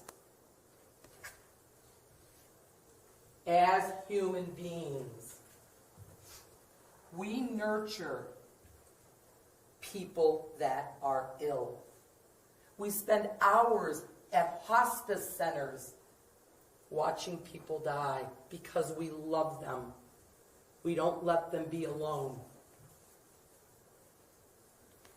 But these two, they don't have a heart or a soul for what they did to this child. Torture and cruelly abuse. And she has the audacity to say, find him not guilty? Are you kidding me? Not so much as a glass of water. She couldn't talk. She couldn't tell you what she was going through. The only thing she knew is lying in a bed, soaked with urine. That's what she knew. And those were the end of her days. Lying in a bed, soaked with urine. Meanwhile, their life went on. We have a dispute, so we go back to Harbor Crest for a mailbox key. We go out at night in February, in the dead of winter. Last year was bad, folks. And they go to the hospital because they're cold and they want to ride home. At 4:30 in the morning, they're together in tandem. He's not going back to anybody else's house. And by the way, where's their evidence that he was staying at his mom and dad's house? There's no evidence to that. Did it come from this witness stand? No. So you've got 2-1, moves into Cultural Gardens. He's moving in the sofa and Mr. Bailey's helping him. No child was around. February 9th, there's a domestic dispute. She throws his clothes out the door. But keep in mind what she says to the police officers. Ma'am, we can get you a no trespass order. Oh, that won't be necessary. Because she wants him to come back. Reason, common sense, good judgment. I'm not asking you to create something, folks. I'm asking you to take what you have, apply the law, and come to the only just verdict in this case, which is that of guilt. 2/11, they're driven back to Cultural Gardens from the ER. And then they even admit, oh, we lied about 2 black guys chasing us because they wanted a ride home. 2/21, report of a tablet being stolen by him. They're living together. Who are they kidding? Isaiah comes in and he says that his sister says the little girl's not walking. So they know in February. Miss Longino wants you to believe that, oh, lo and behold, he comes over Saturday night, the little girl's in bed, and they wake up the next morning and they call 911. It didn't go that way, folks. Because they don't call 911 until 3:30 in the afternoon, after they had to get their story straight. Because now the child died. And she was dead, I submit to you. When that paramedic picked her up, she was in rigor.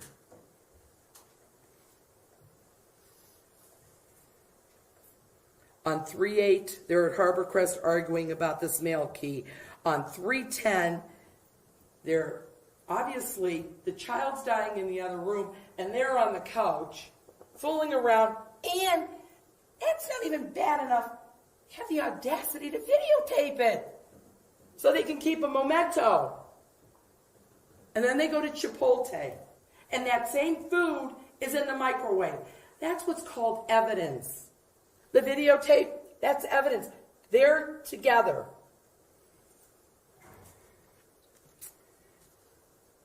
And the air conditioner, really? Why do you think they have the air conditioner on? It's about reason and common sense. It is the smell of death, ladies and gentlemen. That child died. Rigor mortis and lividity set in.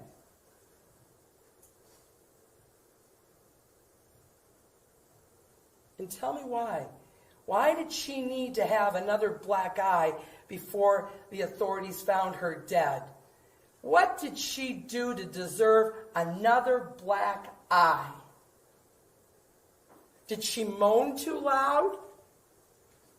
Did she pee too much?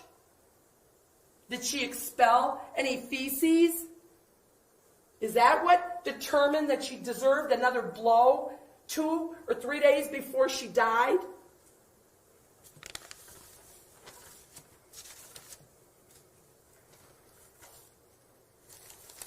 It's about reason and common sense, folks.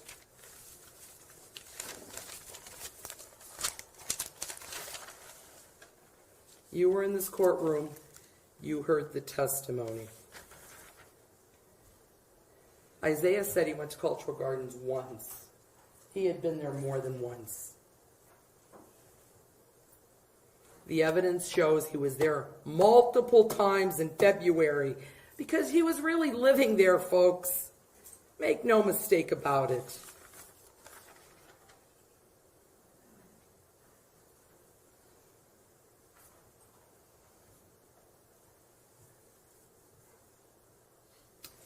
And then Miss Longino wants you to believe that it's just the mother's fault.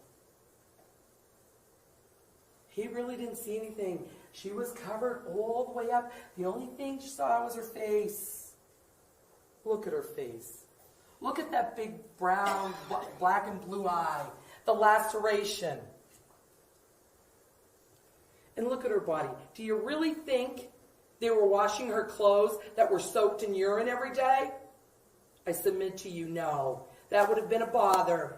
So they kept her in a diaper. And you'll see the photographs of the inside of the house that is so pristine and clean. So the least they could do was change your diaper.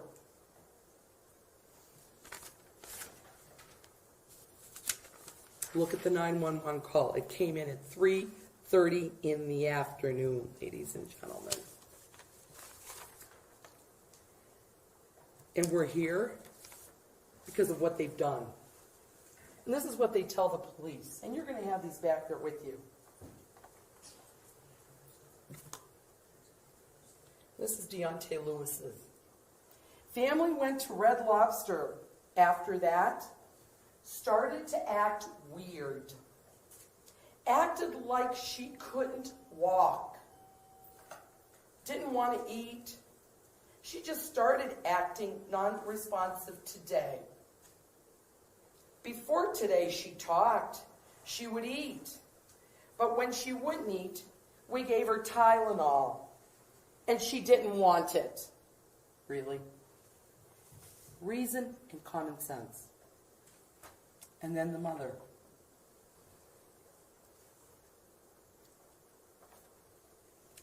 Family went to Red Lobster. Daughter ate food, got home, started acting really weird. Noticed she didn't want to go to the bathroom or eat. Every time we feed her, she threw it up. Gave her ginger ale, she threw it up.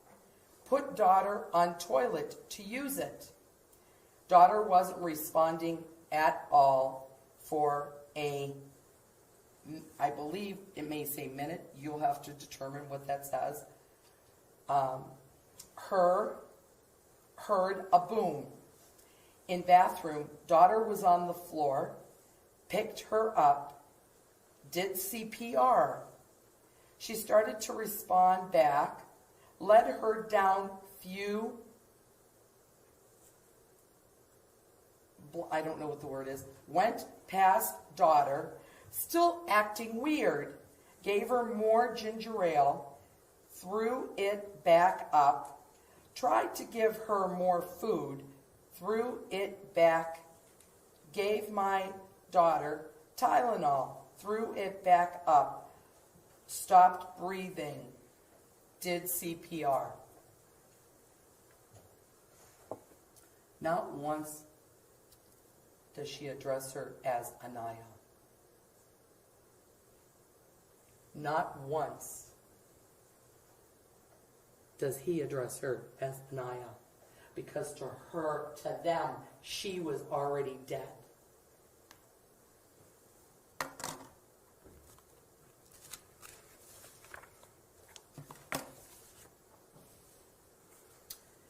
At the end of the day, ladies and gentlemen, as the case is winding down, we recognize that in a civilized society, we rely on the recourse of the law. We owe it from one generation to the next. The recourse of the law requires that you find truth. In finding truth, it really requires that you have faith in yourselves and faith in the law. What your decision will be in this case completes the accounting for the death of Aniya Day. These families have been on this journey for over a year. They're looking for the truth as well. What happened to Aniya Day? In solace, ladies and gentlemen, there is truth. I'm going to share with you a poem. The meaning of being a mother is virtually endless. A mother is a protector, a disciplinarian, and a friend. A mother is selfless and loving, a loving human being who must sacrifice many of her wants and needs for the wants and needs of her children. From the day they are born, a child will test your patience, no matter what they do or what they say. Being a mother means you will love your child unconditionally.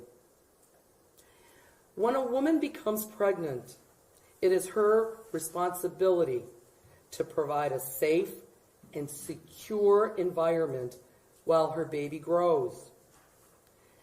This responsibility, ladies and gentlemen, continues once she becomes a mother. Whether it's ensuring her child has a roof over its head, to keeping the monsters away at night, and everything in between.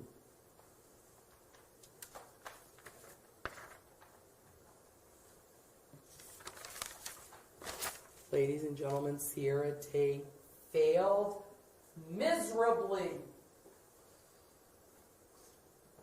in her care of her only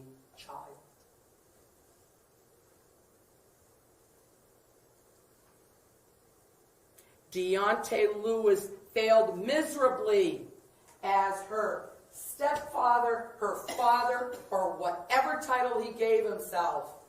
And he failed as a human being. Anybody that sees those photographs would have called for help. Regardless, social workers called for help when they saw a bruise. Had they seen her 12 ribs and counted both her pelvic bones, her hip bones? Don't you think they would have called too? Ladies and gentlemen, the accounting for Aniya Day is at an end. What you do in the next couple of days is up to you. The effort and time in evaluating all the evidence, the witnesses, and the exhibits is important. Apply reason and common sense that you use in your everyday lives.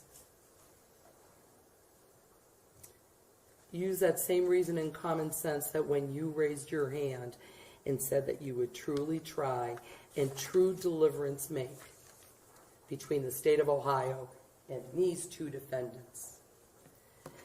Keeping in mind, ladies and gentlemen, that it is your duty to arrive at the truth.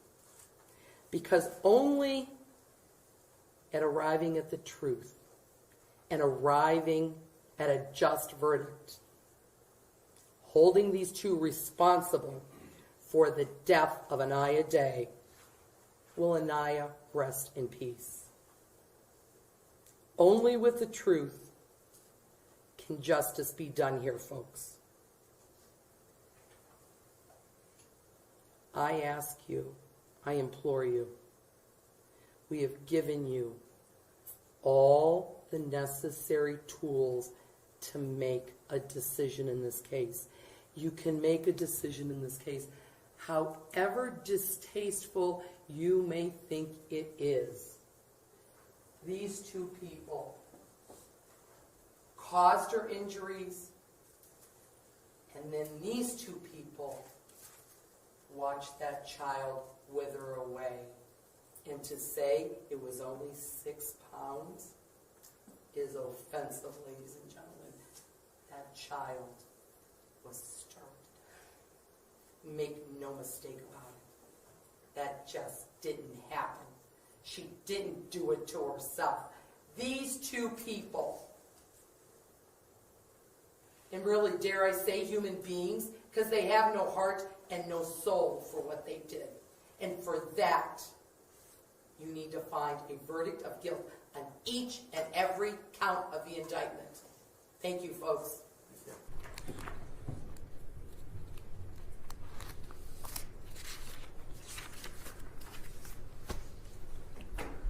Count 1, aggravated murder. We, the jury in this case, being duly and panel sworn, do find the defendant Sierra Day guilty of aggravated murder in violation of Revised Code 2903.01C of the Ohio Revised Code, as charged in count 1 of the indictment, signed by all 12 jurors. Likewise, count 2, murder, guilty, signed by all 12 jurors.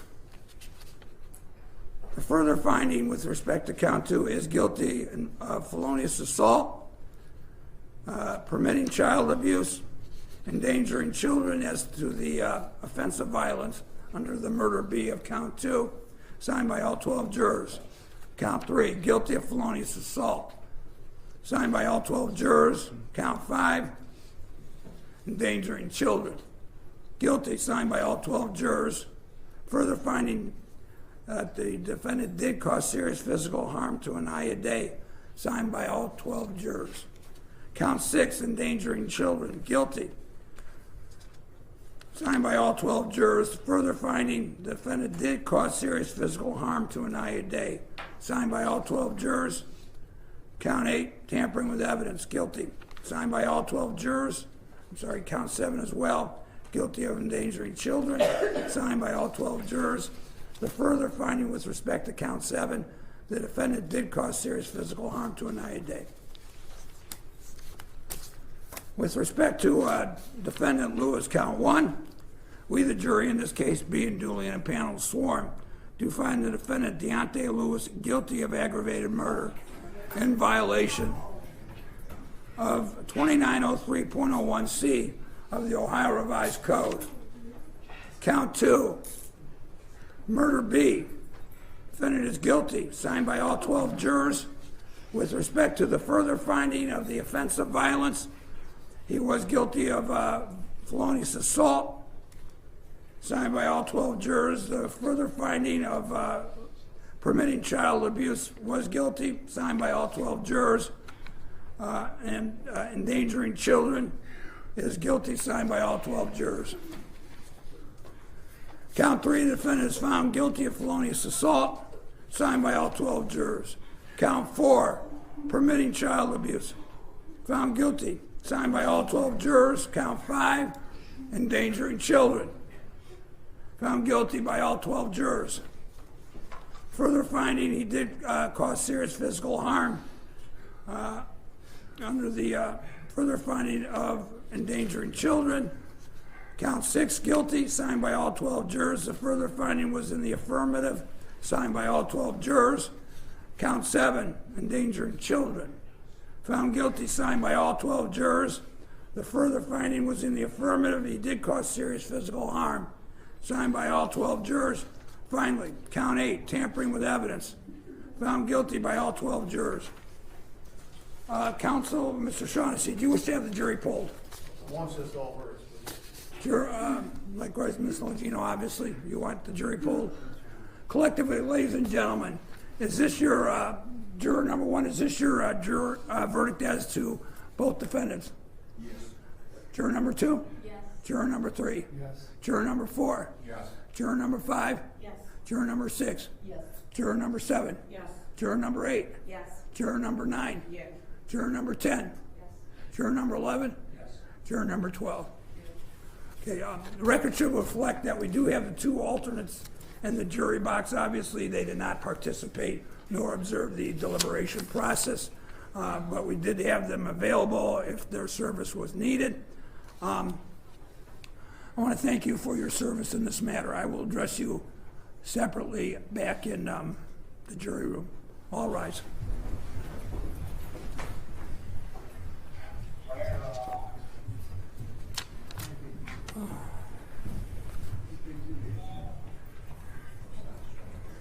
I'm sorry, I would have waited for your detective.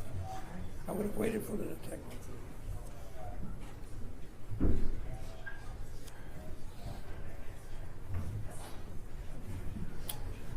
This time, the defendants will be remanded without bond.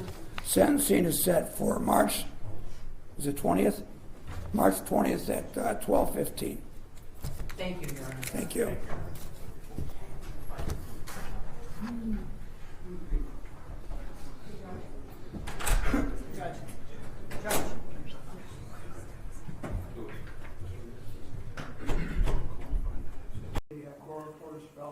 Yes, Michael Garrett, spelled Michaelgarrett. Good afternoon, sir.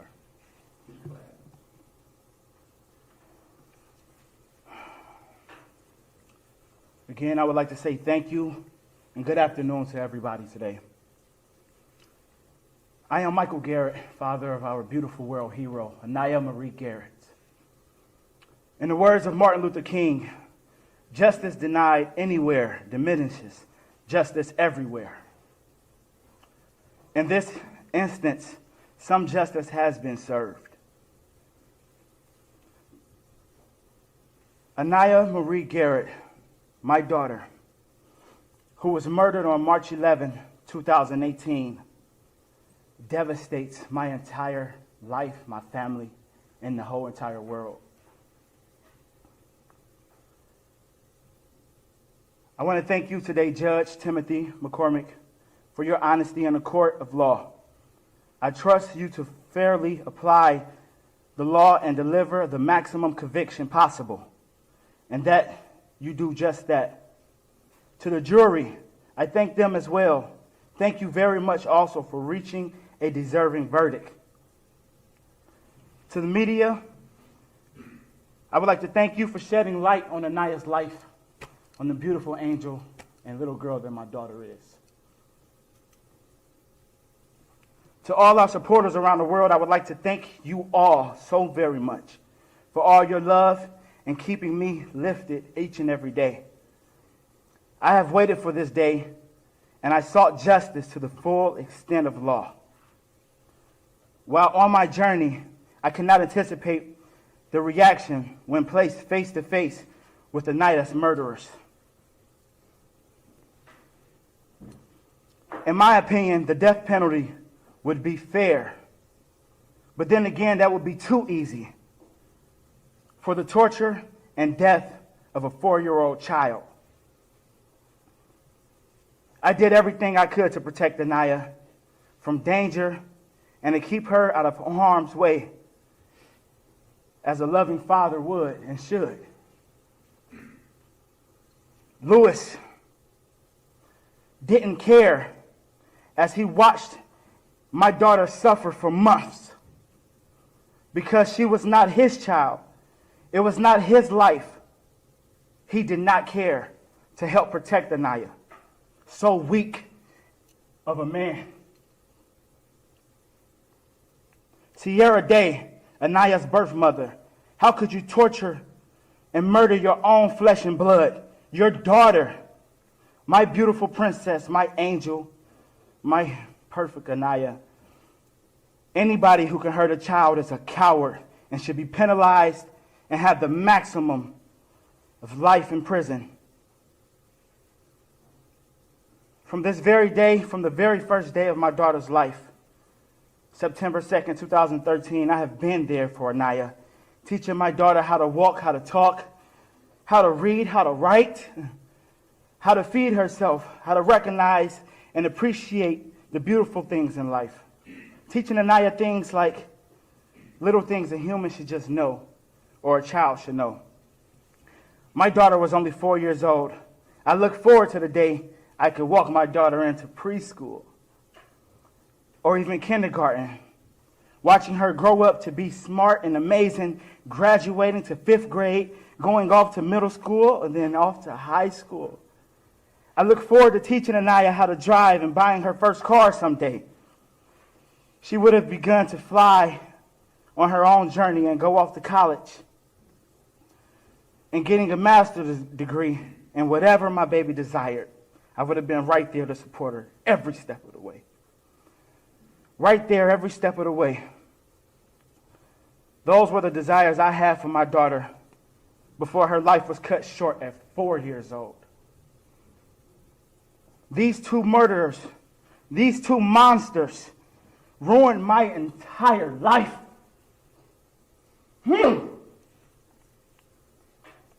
There are not enough words to recover this. You have ruined my life, leaving Aniya, my daughter, with no future of any kind. They should be put away forever. I hope and pray Aniya receive the justice that we deserve. I will be Aniya's voice that will be heard to the monsters like Sierra Day and Deontay Lewis and abusive caretakers from seeing the light of day. I will also be the voice against other children, for other children, being disregarded and mishandled by DCFS. I will not stop fighting for justice. I will keep fighting to make sure changes happen here in this community, Cuyahoga County, and all around the world. Whatever it takes, I will not stop fighting for justice. I will not stop fighting to make sure changes happen for the safety of all children. We will not stop fighting to protect all our children. I will not stop fighting for the Aniya law. I will continue to fight for great fathers everywhere, pushing for awareness to the fact that because a woman carries and delivers a child does not simplify she deserves better parenting or has better parenting.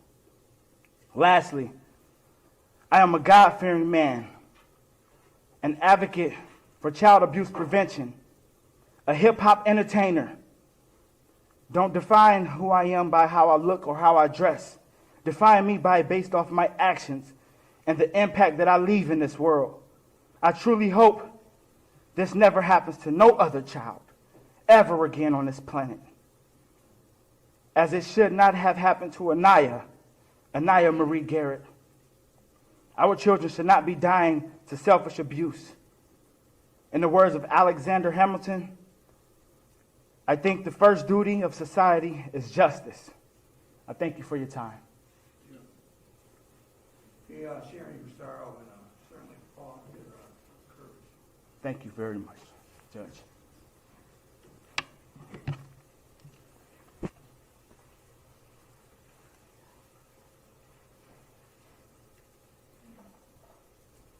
Your Honor, the purposes and principles of sentencing are to punish the offender and to protect our public. Your Honor, you sat through this entire case, and I'm not here before you to belabor what happened in this matter. But I think it is worthy of note the defendant's individual actions in this matter. Sierra Day is the mother to this child. She was entrusted with the care and the protection of this child. But what did we learn during the course of this trial? Even before her relationship with Deontay, she was abusing her own daughter and covering it up. There was a nick on the nose, a blood in the ear, scratches on her forehead, scratches under her eyes, black eyes, and various other injuries. Then their methods, or their conscious decisions and actions of isolating her, they changed a bit, because every time they were caught, they knew enough to sidestep agencies by lying to them, by showing them that we have a clean house, we have food in our refrigerator, and the little girl is fine. You know how little kids are. They're clumsy. If I heard that word once, I heard it 10,000 times, that this child was clumsy, and she caused her own injuries. But it was her that isolated the child. It was her who lied to the daycare workers. It was her that lied to CCDFS. And it was her that took this child out of daycare in January of 2018. And then it was the both of them from January of 2018 to March 11th, the day this child died or her body was found.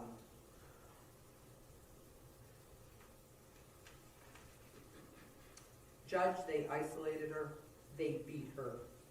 They let her lie in her own bed, laden with urine.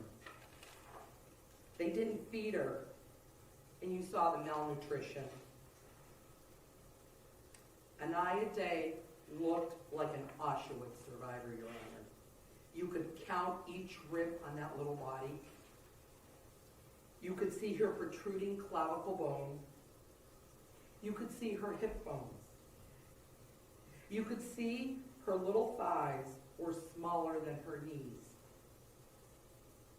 Her photographs will be forever etched in the jury's mind, in our minds. Aniya suffered 2 strokes, and yet nobody cared for her. They didn't seek medical treatment. Mr. Garrett tried to be vigilant. Erica Johnson tried to be vigilant as an aunt, asking for help. But yet, the prolonged, protracted death of Aniya Day still went on. She languished and she suffered, and nobody heard her, Judge. Nobody. So I hope today, Judge, you hear her. And you hear her through what she suffered. And that should be the sentence. Because here in our society, if we see a dog limping on the street, we call the APL and we call the Humane Society to help that dog. Human beings kill people. They kill children. I was at the Court of Appeals this morning and they said, oh, children's cases are very emotional. No, Aniya Day was a human being in our community. She happens to be a child. And that is not to inflame passion. Human beings kill people, not agencies. Sierra Day and Deontay Lewis failed this child as human beings miserably. As a parent, a person who went over, whether the person went over a week, a day, every other day, they would have seen this child didn't get up out of bed. She required help. So when someone stands before you and says, well, he just went over there and ate and they had sex and they did this, that is a sorry excuse for human beings in action in our community. And you don't get a pass for that.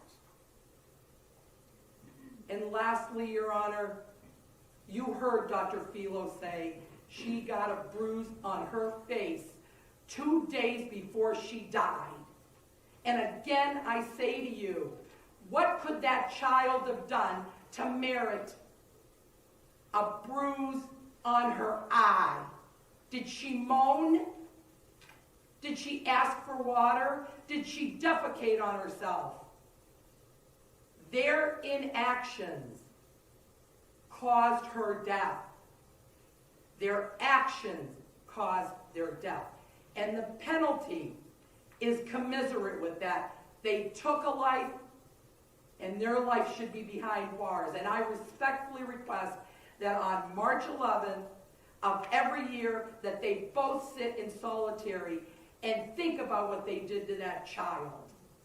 Because they're the ones that did that to that child. Nobody else. There's no boogeyman. There's no red herring. They are the two individuals that decided to kill a child, and they did it methodically for 3 months. Impose the sentence that this case demands, and listen to Aniya Day's voice. Thank you. Anything further on behalf of the state? Nothing, Your Honor. Good. On behalf of the defense, Mr. Shaughnessy? Thank you, Your Honor. Please, the court, we're certainly mindful that any sentence that you impose here this afternoon is a life sentence. We would ask you to consider imposing a sentence that would entrust the parole board at some point in the future with determining if Sierra is suitable and acceptable for release. Judge, I'd ask you to find Sierra indigent for purposes of fines and costs, also indigent for purposes of appeal, and ask that she be appointed an attorney and an appellate transcript at state's expense. Thank you. I assume your client does not wish to address the court. She does not, Your Honor. Thank you. Mr. Jay or Ms. Longino?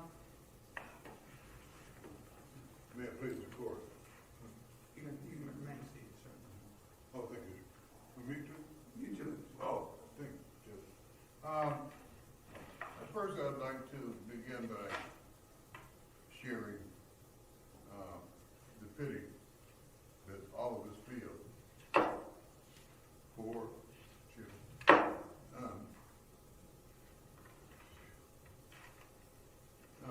the loss of this child. But the verdict is in. Deontay Lewis has been determined to be guilty of a number of criminal offenses, the most serious of which is aggravated murder. As counsel for the defendant, we take issue with the jury's decision as we believe the verdict is inconsistent with the evidence presented in this case. Mr. Lewis is 27 years of age and has no criminal record. It is well documented by daycare records that Aniya Day, the 4-year-old victim in this case, suffered abuse by her mother on a number of occasions long before these defendants ever met and began dating.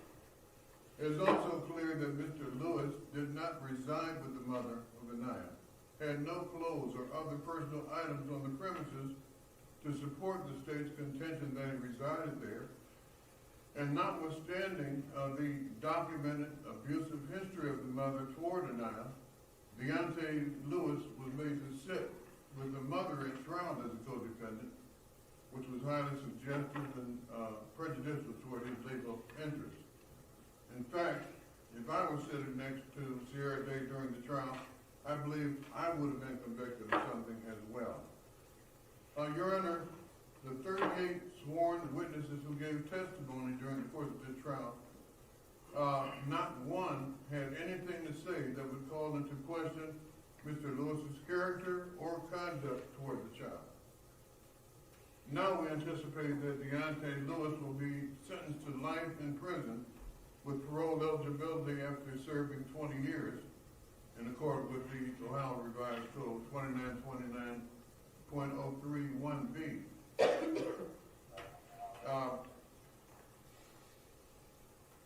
Which includes the fact that there was no sexual motivation either in the indictment, and so that part is excluded.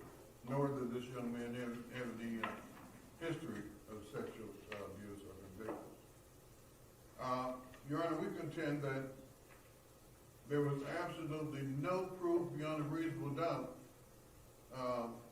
at trial, and presented in the trial of this matter, that would serve to reason in any fashion that this young man did harm to Aniya. And for that reason, we respectfully move this honorable court to enter an order dismissing all charges in this case against Deontay Lewis. Thank you very much, Judge. Thank you. That request will be denied. Does your client wish to address the court? Please. Go ahead, sir. You can sit there. You can remain seated, rather. Excuse me. I love Aniya. I truly do. I did not harm her at all, nor did I do anything to hurt her. Because God is my witness, I would never did anything to harm her. I keep my faith in God. I know He has my back, and I put all things in His hands. I'm gonna miss Aniya, and I love her. And right now, just I have to do what I have to do now. I thank you, your judge, and I thank everybody for listening. Thank you. Under the felony sentencing statute, the general principles are the goal is to punish the offender and certainly protect the public. The other felony sentencing statutes are not applicable because aggravated murder is a separate felony which has different penalties than unclassified felony. The court has the option of imposing life sentences with parole eligibility after 20 years, after 25 years, after 30 years, or life with no parole. In deciding the penalty here, I've taken into the seriousness of the